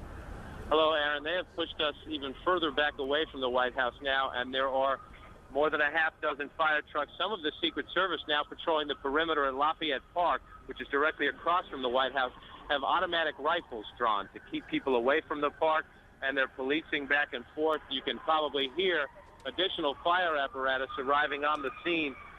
Senior White House staffers who were evacuated, all they can tell us is that they were told that there was a credible threat on the White House as well, and that they were told to evacuate the premises. What we do not know is whether or not the Vice President and the National Security Team have stayed inside the White House Situation Room. We know that they were directing and monitoring operations from there as of just about 15, 20 minutes ago. But the White House staff, the Executive Office Building staff, and all the office buildings around, including the Treasury Department and some government and some non-government office buildings, people have been evacuated out into the street. And again, the Secret Service now putting up yellow police line tape, and some of them patrolling Lafayette Park with automatic rifles, which is a scene quite extraordinary here across from the White House. John, tell us as best you can what the government's national security apparatus will do right now. I mean, what do you guess is happening, and where is it happening? Well, I don't want to guess at all, but from the White House Situation Room, a president or a vice president can direct a war, can direct a full-scale world war. The White House Situation Room is where all information, it is accessible to all information from the United States military, from the Federal Emergency Management Agency, from the Federal Aviation Administration in this case. The White House Situation Room is prepared just for situations like this, unfortunately, to be prepared in a time of crisis for the president to monitor incoming information and to direct any U.S. military or non-military emergency response. The White House Situation Room is a bomb shelter, for that matter. That part of the White House is a bomb shelter. Whether or not they have stayed in there is unclear. We know in the past that would be the routine. We just do not have a direct answer as yet, because most of the staff, if not all of the staff, has been evacuated from the premises. So I gather you're just you're not able to get any calls into the building right now, or at least not getting them answered at this point. Calls you get into the building are not answered at this point. And more fire apparatus showing up now as we speak. We saw most of the senior staff come out. We have not seen the national security staff that we would recognize anyway, but I should note there are other gates from the White House. We are on the north side, and this is John, you're being drowned out by the sirens. Alan Dodds-Frank of our bureau here in New York joins us on the phone. Alan, where are you? Hi, Aaron. Our colleague Jennifer Westhoven also just arrived. She was closer to the building. I'm just south of Canal Street, about 10 blocks north of World Trade Center. And just before 10 o'clock, parts of the building began peeling away. People started screaming. Jennifer tells me, because she was a little closer to the building, that the police began yelling, "Run, run." And thousands of people started running away from the buildings as they were falling. That was, of course, followed by a onrush of ambulances and special police vehicles. Some people have told us, although I can't confirm this, that dozens of stories of the building have fallen away, maybe down as low as the 30th floor. Let's get him, Mike. And again, just because we lost a little bit at the beginning, where are you physically now? This is I'm just south of the Holland Tunnel in downtown Manhattan, perhaps 10 to 15 blocks north of the World Trade Center. Got it. And the pictures that our viewers are looking at, this was that collapse of the South Tower. Correct. Just a few minutes ago here in New York. Yes, and moments after that, people began running toward us. Jennifer Westhoven, who normally is at the stock exchange, was only about 5 away, and she saw the same thing. Alan, thank you. Let me go to one of New York's deputy mayors, Randy, former deputy mayor. What are you hearing, Randy? I only know what I have seen on television. I've tried to talk to some friends. Here we go. Hand me the microphone. There we go. I only know what I've heard on television. I've tried to speak to some friends. Obviously, phone lines, communication is difficult. Nothing prepares you in life for a senseless tragedy like this one, but there is no city better prepared to deal with such emergency situations than New York City. Tell me, based on the plan, what is happening 30 blocks away? Sure. Mayor Giuliani established early on an Office of Emergency Management to coordinate all the government agencies involved. So you have coordinated leadership of police, fire, health, all the city agencies responding to that emergency. They've planned for this kind of event. Unfortunately, this is not a unique occurrence in the life of New York City or our country. Tragedies like this It may have not happened. be a unique occurrence, but it is a very rare and extraordinary one. It is extraordinary, Right. and therefore, in New York City, we have coordinated response, and they're responding now and providing every help that they can under these extraordinary circumstances. Hang on one second. We have a report now of an explosion on Capitol Hill, and we are checking that out. We have a report of a plane crashing at the Pentagon being evacuated, fire on the mall in Washington, the State Department evacuated, and we have all flights shut down across the country as officials sort out what's happening here. Randy, back to you for a second. How much of the, well, if I recall this correctly, there is what was called a bunker, the mayor's bunker, for these sorts of events in the Trade Center, correct? There is an emergency management center at the Trade Center. Clearly the mayor is not there. I have not spoken with the mayor, Okay. so I don't know his physical location, but I do know that coordinated emergency response started immediately. It's something that the city prepares for, and it's something that, under these tragic circumstances, the city is doing everything it can to respond. How much of the plan changed after the World Trade Center bombing in '93? Well, there was no coordinated city response. There was no mayor's office of emergency management. Rudy Giuliani established that. It's been one of the hallmarks of his tenure, and unfortunately, there are extraordinary circumstances like this one where that coordinated effort has to come into play and is coming into play now. Why don't you, if you can, stay with us for a little bit. Sure. I suspect other questions are going to come up. I want to go through again what we know here at this point, and also point out some things that are not insignificant that we don't know. And one of the things we don't know is we do not now know how many fatalities there have been and how many injuries there are. We can only surmise that this has been catastrophic, a catastrophic event here in New York. Both Trade Center towers hit. One of them appears to have collapsed. How much of it collapsed? These are very large. In any case, we cannot tell you how many injuries, how many fatalities there have been. This is one of those situations that is extraordinarily chaotic. Even in the best of planning, I think it's fair to say that it is chaotic, and officials are trying to do many things at one time. We have on the phone a pilot who witnessed these planes crashing in to the World Trade Center. Sir, can you tell me your name? John, can you hear me? Yes, I can. John, tell me what you saw. This morning we were at Midtown Manhattan in a 31st floor of a building facing south. We saw a 767 flying low down the center of Manhattan Island, heading towards downtown Manhattan. At about maybe 20 blocks north of the World Trade Center, we saw the plane veer to the left and fly directly into the north side of the South Tower. So this was the second plane that hit the tower, correct? No, this was the first plane. Got it. John, this was the 767. Got it. John, hang on. Kate Snow's on Capitol Hill. Kate, what can you tell us about the events there? Well, I'm a couple of blocks away from the Capitol right now. I can tell you that about a half hour ago, the Capitol building itself was evacuated. It was a little bit chaotic. Everyone was running out of the building. People ran a couple of blocks away. We have now been pushed back by security. We're within 2 blocks of the Capitol. I did see myself a plane about a half hour ago circling over the Capitol. Now, whether that may have been an Air Force, a U.S. plane, it's unclear. But that seemed to be the reason, according to security guards that I talked with, for the evacuation of the Capitol. They had seen something or heard something suspicious. They've evacuated the Capitol and the surrounding buildings, the office buildings, at least on the House side, which is where I'm standing. There are 3 House office buildings. Those have also been evacuated. We're seeing members of Congress are walking by us here on the sidewalk. I can also, go ahead. Kate, I'm sorry, and if you've said this, I apologize. and I apologize to viewers too, was there, to your knowledge, an explosion at the Capitol?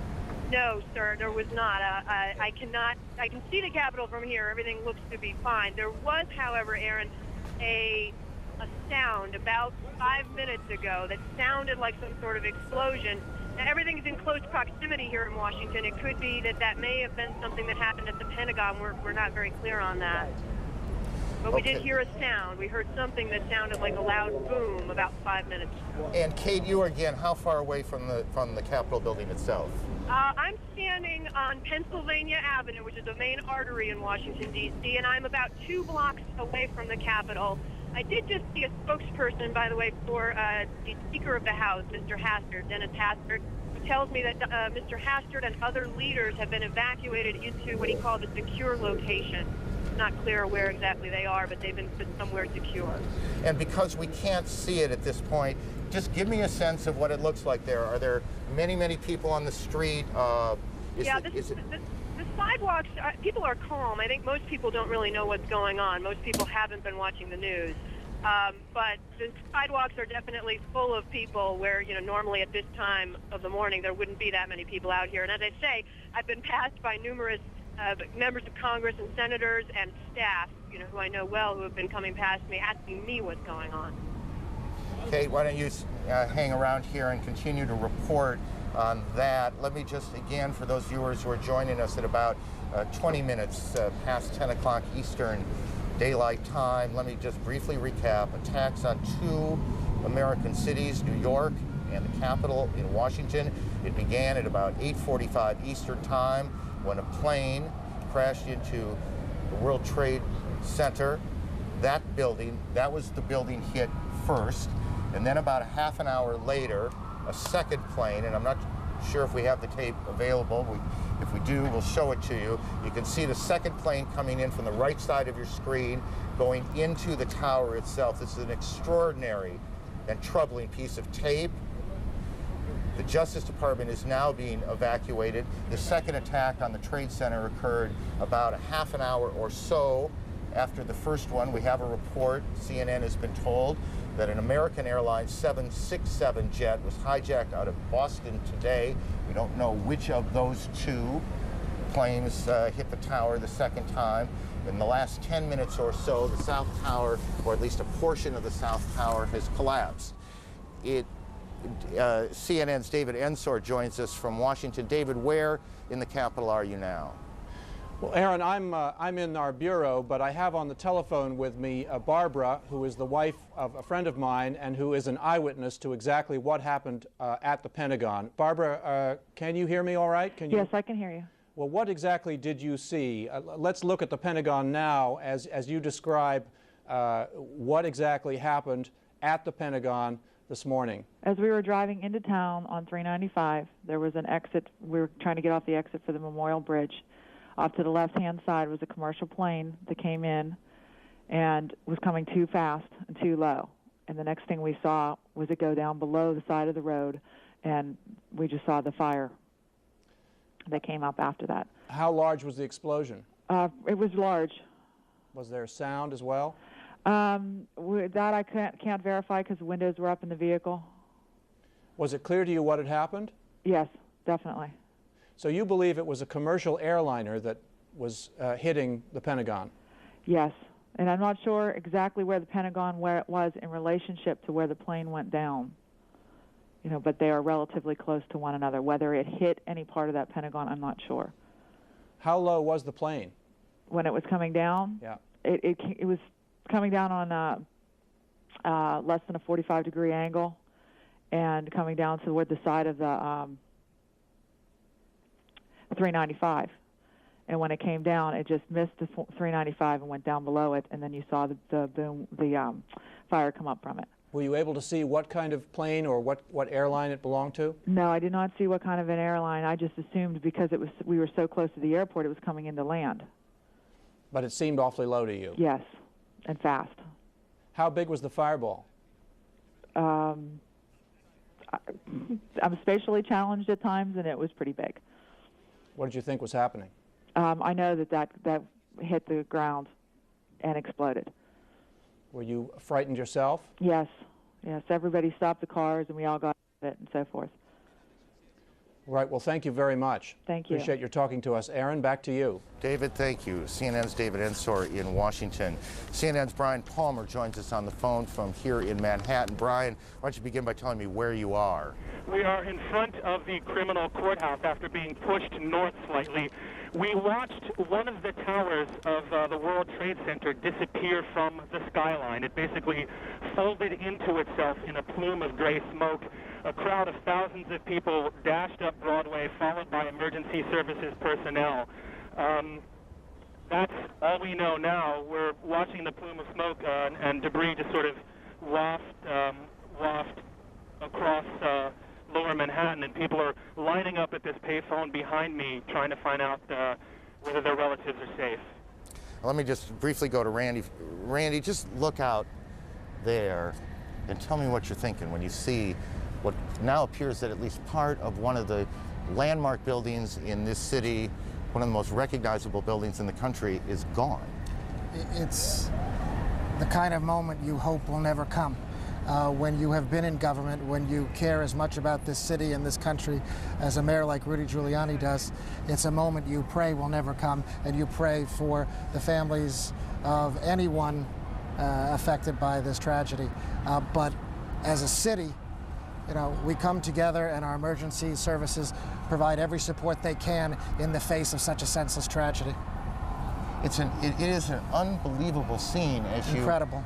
You look down. I mean, we stand here at some point every day looking out at this city this time of year. It's extraordinarily pretty, and you see those two buildings high above lower Manhattan, and you look out there today and you see this gaping hole in one of them, these plumes of smoke that continue to pour from the scene, and you know that there's nothing behind. That second tower, or at least parts of it, are gone. We join now one of our affiliates, WNYW, and their coverage here in New York.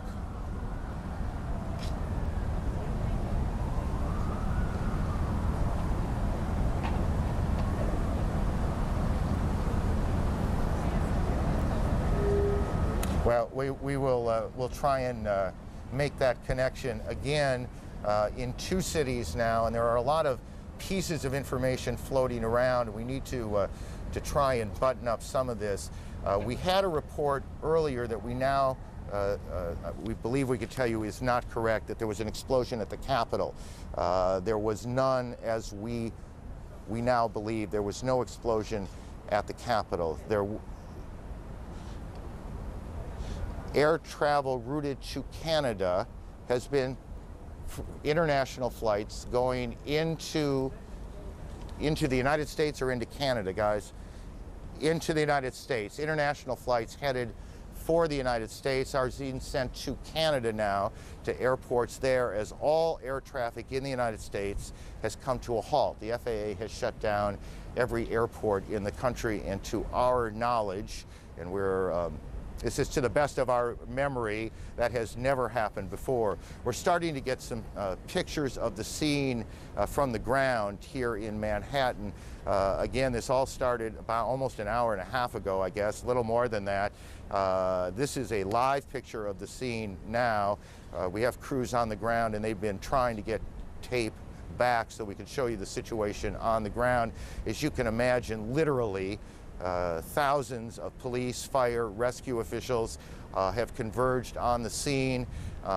There are, and we don't know how many, injured to be tended to be taken to hospitals, and we continue to check hospitals to find out how many, the extent of injuries. We do not yet know how many fatalities. I've never heard of that outfit before either, but there is the scene. This is tape now from WABC here in New York. Their crews shot this picture. As you see, fire trucks and firefighters, rescue personnel at the Trade Center about 30 blocks from where we are right now. And you can see these huge columns of smoke coming off of the front tower and then a bit from the back. As you see, again, the crews working their way towards the tower themselves. It was 1993 that I suspect many of these same firefighters converged on these very same towers after the bombing in the garage level. Help me with this, but I'm pretty sure it was in the garage when a Ryder truck came in and blew up in the garage. I'm not sure it was a Ryder truck, but a truck came in and blew up in the garage, and that was in 1993. Center, we heard a big bang, and then we saw smoke coming out, and everybody started running out, and we saw the plane on the other side of the building, and there was smoke everywhere, and people are jumping out the windows. Over there, they're jumping out the windows, I guess because they're trying to save themselves. I don't know. And I don't know, everybody just doesn't know where to go. They won't let, everything is blocked off. You can't even, they're telling us to get out, but there's nowhere to go. And then I heard that another plane hit, and if you go over by there, you can see the people jumping out the window. They're jumping out the window right now. Oh my God. All right, ma'am, thank you. That is one of the witnesses to these extraordinary events this morning here in New York. Again, and I know that for many of you, you've heard this a lot, but I think it's important as people join us as they do in moments like this. They are coming in all the time, that there have been attacks in 2 American cities, New York and in Washington. The trade centers here in New York have been hit by airplanes. In Washington, there is a large fire at the Pentagon. The Pentagon has been evacuated. And there's, you can see, perhaps the second tower, the front tower, the top portion of which is collapsing. Good Lord.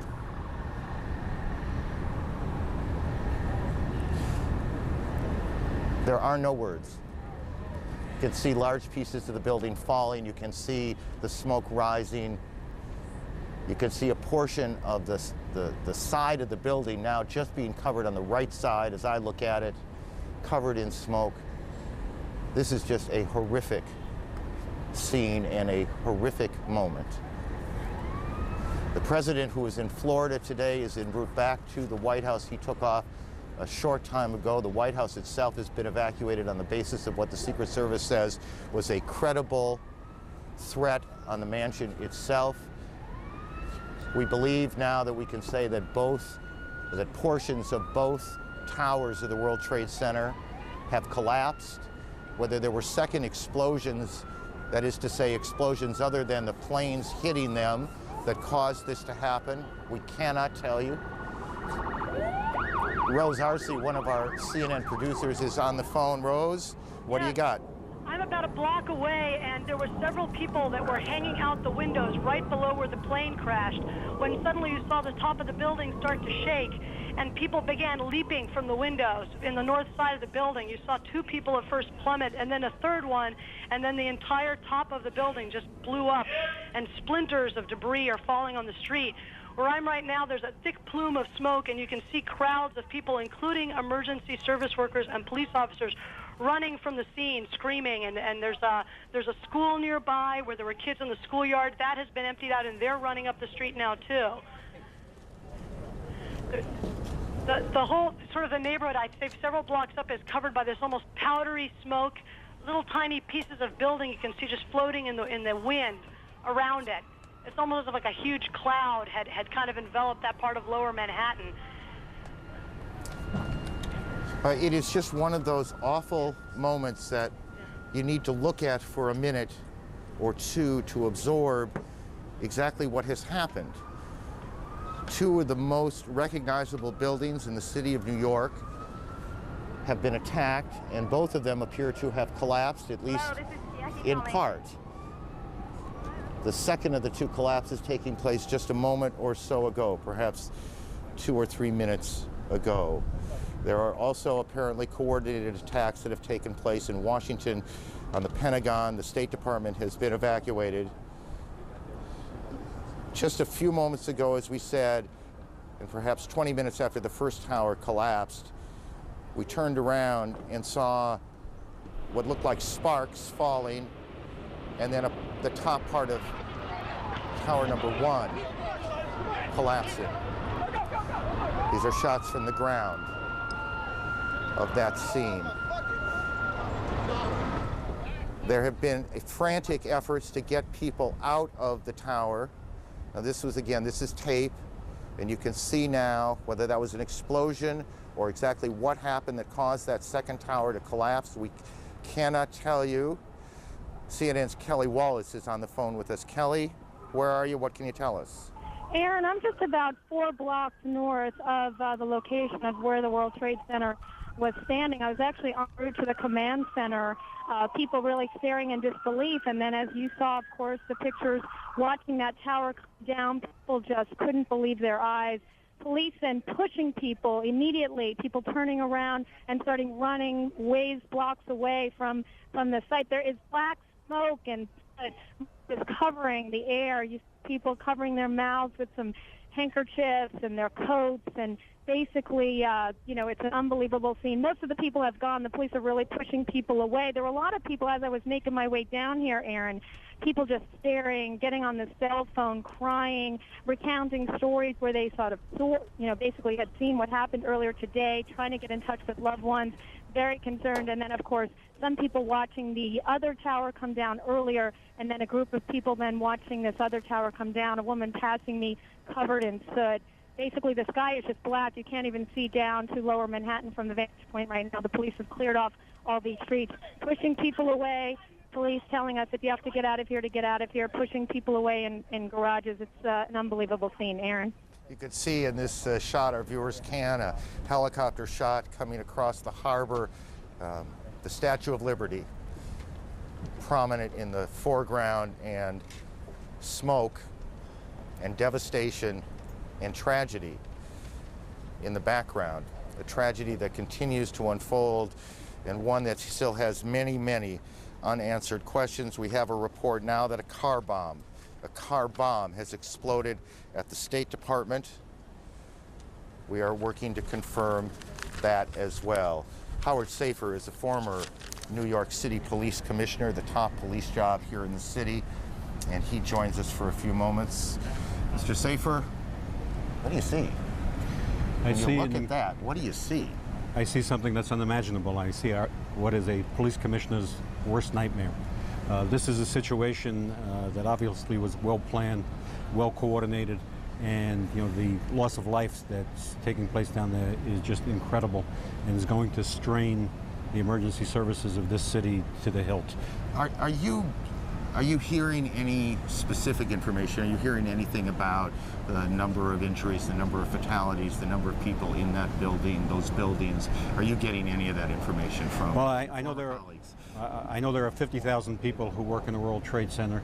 I know that every ambulance and every fire company in the city and has been called in and dispatched there. It's unimaginable, but the loss of life is going to be huge. You're as familiar with the city's plan or plans for these kinds of incidents as anyone in the city.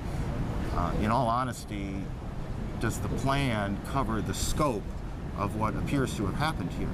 No, we have an Office of Emergency Management. The plans for responding to a disaster are probably as good as any in the world, but nobody ever would contemplate that we would lose the 2 World Trade Centers and in this manner.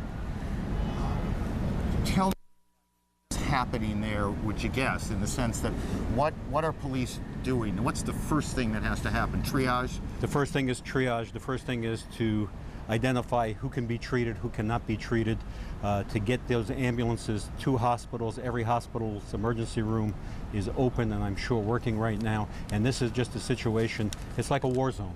And you have to logistically treat it like a war zone. You have to have your front lines, you have to have your support, and you have to have people who are constantly in there doing something. I was also fire commissioner before I was police commissioner, and it's no longer an issue, unfortunately, but a high-rise fire like that is almost impossible to fight. At this point, would you say that every police officer, and there are what, 40,000? There are 41,000 police officers in the city have been called in? Oh, every one of them. I know every firefighter has been called in. And how many firefighters? There are 14,000 firefighters, and I'm sure we'll be getting help with equipment from our adjoining communities as well. I mean, this is a logistical exercise that makes the first attack on the World Trade Center, you know, relatively small. Because of its scope. Because of its scope. And its place in the building itself, that it was high up in the building. Does that complicate things? It does. Once you get above the 10th floor in a fire, it's almost impossible to fight a high-rise fire above the 10th floor, except by sending firefighters up there and using hose stands. Then you run into water pressure problems. I was just thinking about this not long after the World Trade Center bombing. The engineer who designed the World Trade Center told me that the World Trade Center was designed to withstand a 707 direct impact. Well, obviously, that wasn't the case. It seems not.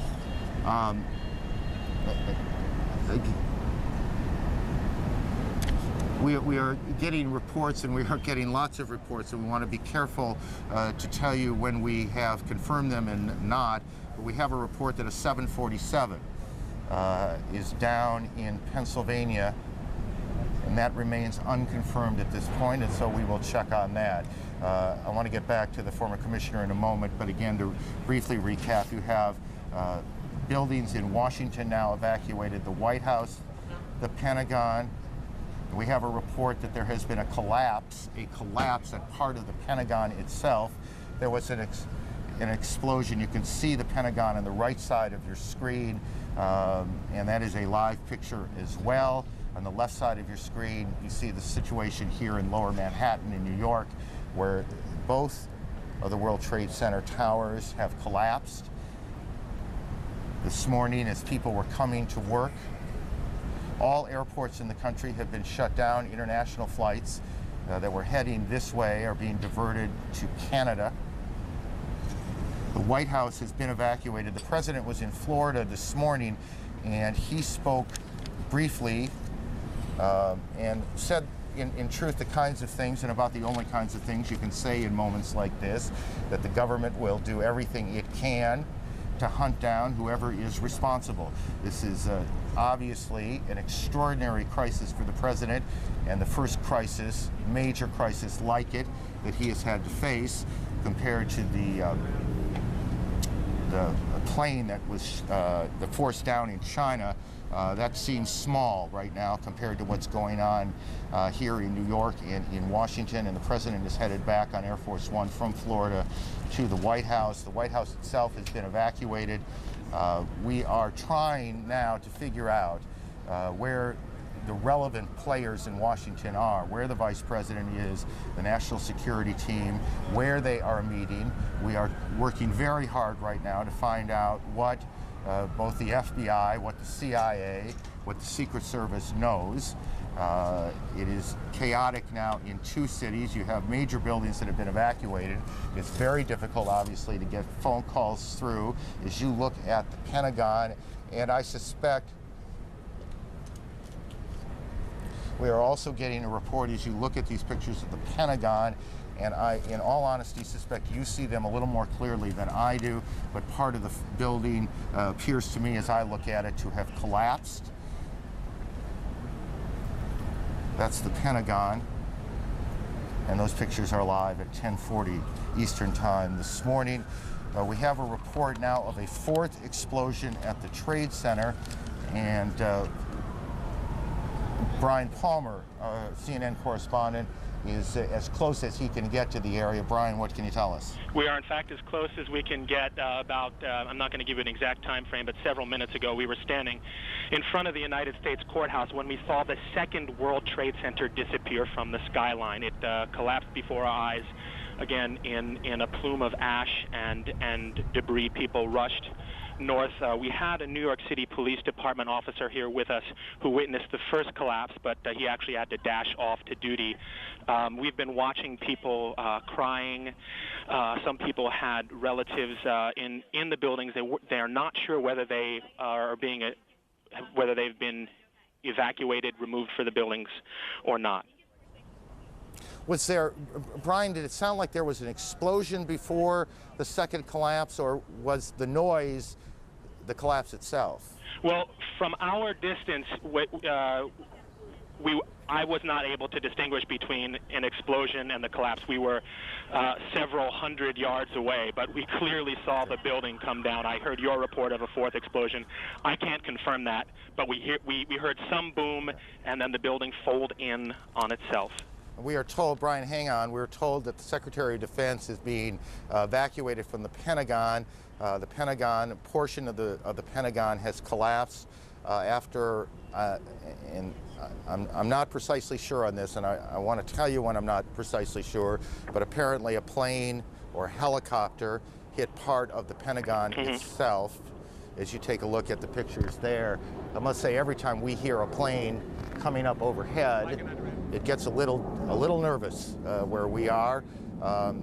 Whatever is happening and whoever is responsible, we have no way of knowing if it's played out yet or if it's just going on. So every time we hear a plane go by, we wonder what the situation is and where it is headed. That sound, we're told by a person here, they believe that is a fighter jet.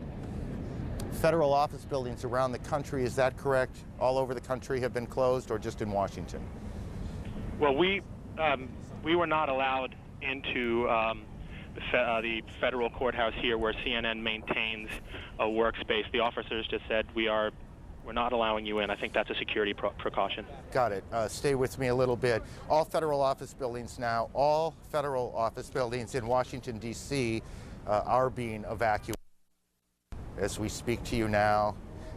There are a variety of reports, and it's important to try and put this in some kind of order, but the most important things to tell you if you're just joined in is that what has all the makings of an extraordinarily well-planned terrorist attack on both Washington and New York has taken place this morning. The trade centers here in New York, the 2 World Trade Center towers have collapsed after being hit by a plane. Maria Hinojosa joins us on the phone. She is in New York, down near the building. Maria, what can you tell us? Well, I'm actually at St. Vincent's Hospital right now, where at about 40 to 45 minutes after the first explosion, they started seeing patients here. What I'm hearing, and I have not been in the ER yet, is that they have at least 100 patients or more, that several of those people were dealing with issues of smoke inhalation, many of them throwing up, that there were several people who went directly to the operating room who are in very critical condition. Outside the hospital, people are coming in trying to help, to donate blood.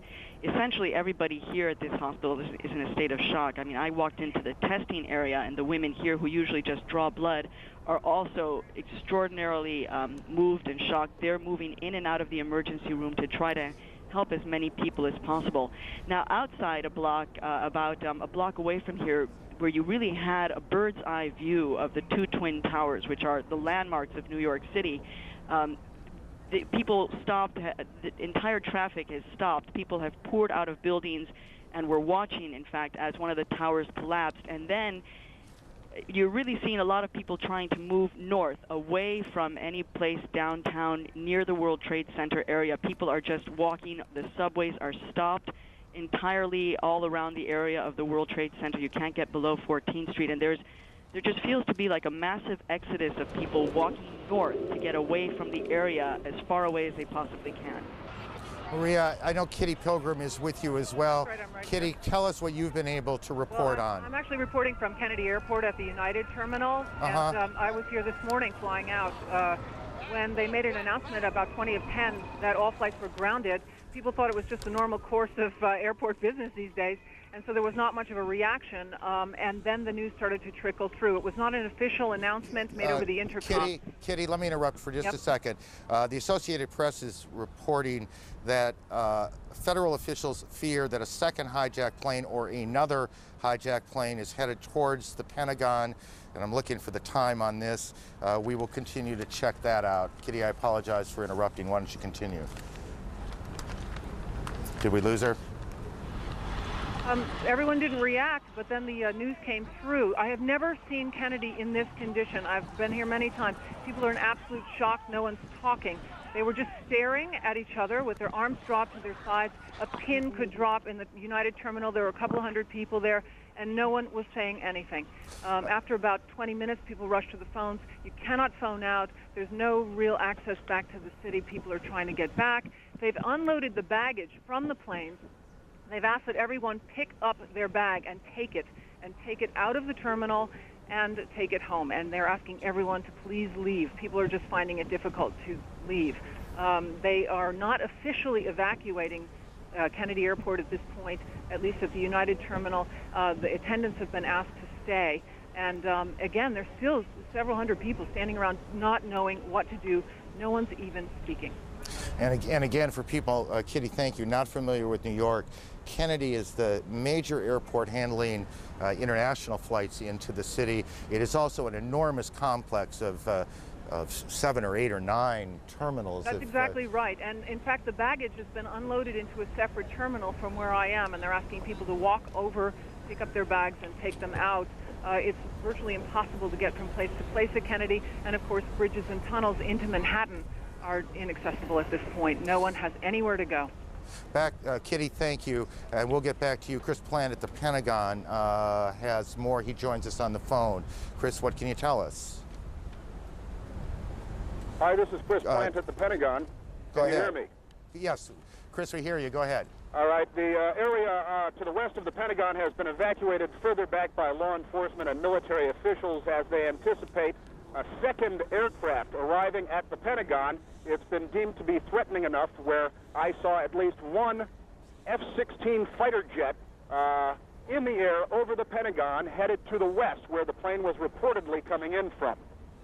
Again, they're saying here that a second aircraft is expected to arrive at the Pentagon sometime soon. They take it seriously enough that they have scrambled at least one fighter jet that I saw, probably either from the D.C. Air National Guard or the Maryland Air National Guard, both of which fly F-16s.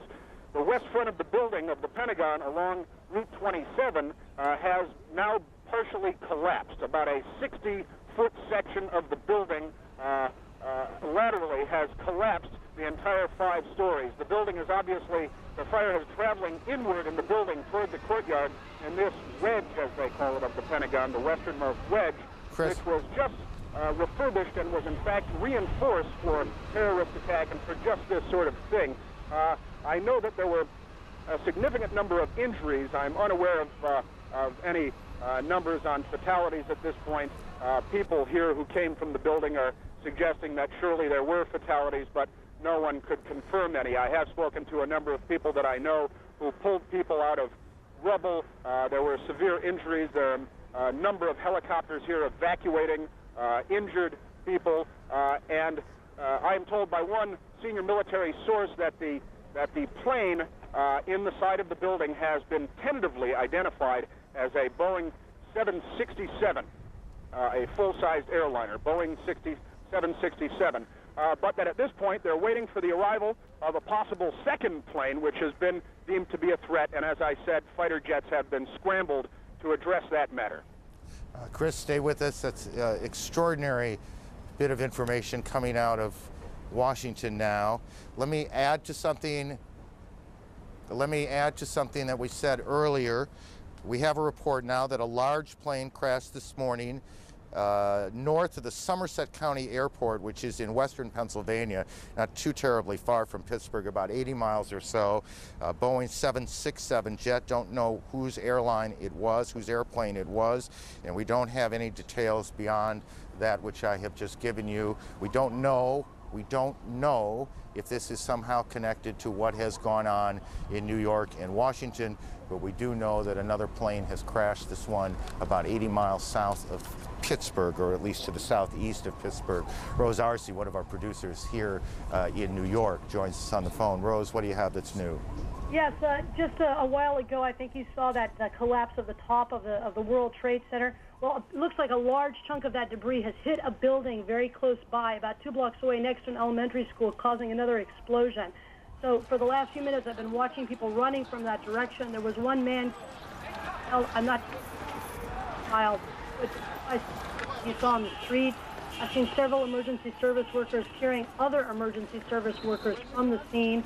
There's a haze everywhere. It's very, very difficult to see, but there has been the whole area has been covered by soot and ash. It looks almost like snow. So as people are coming up the street running from the scene of this new explosion, you can see them slipping on the ash and literally having to drag each other up the street.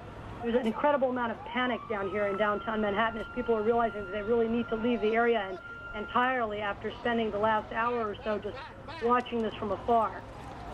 Rose, stay with us. Terrific work. Let me throw another couple of pieces of information out as we continue to put this all together into a straight line if we can. The United Nations has been evacuated. The United Nations building on the east side of Manhattan has been evacuated. The city is in, this is election day, a primary election for mayor and city council races here in New York. That election has been postponed until further notice. Obviously, we are in the middle of an extraordinary catastrophe that started about 8:45 Eastern Time here in New York when one plane crashed into one of the towers of the World Trade Center.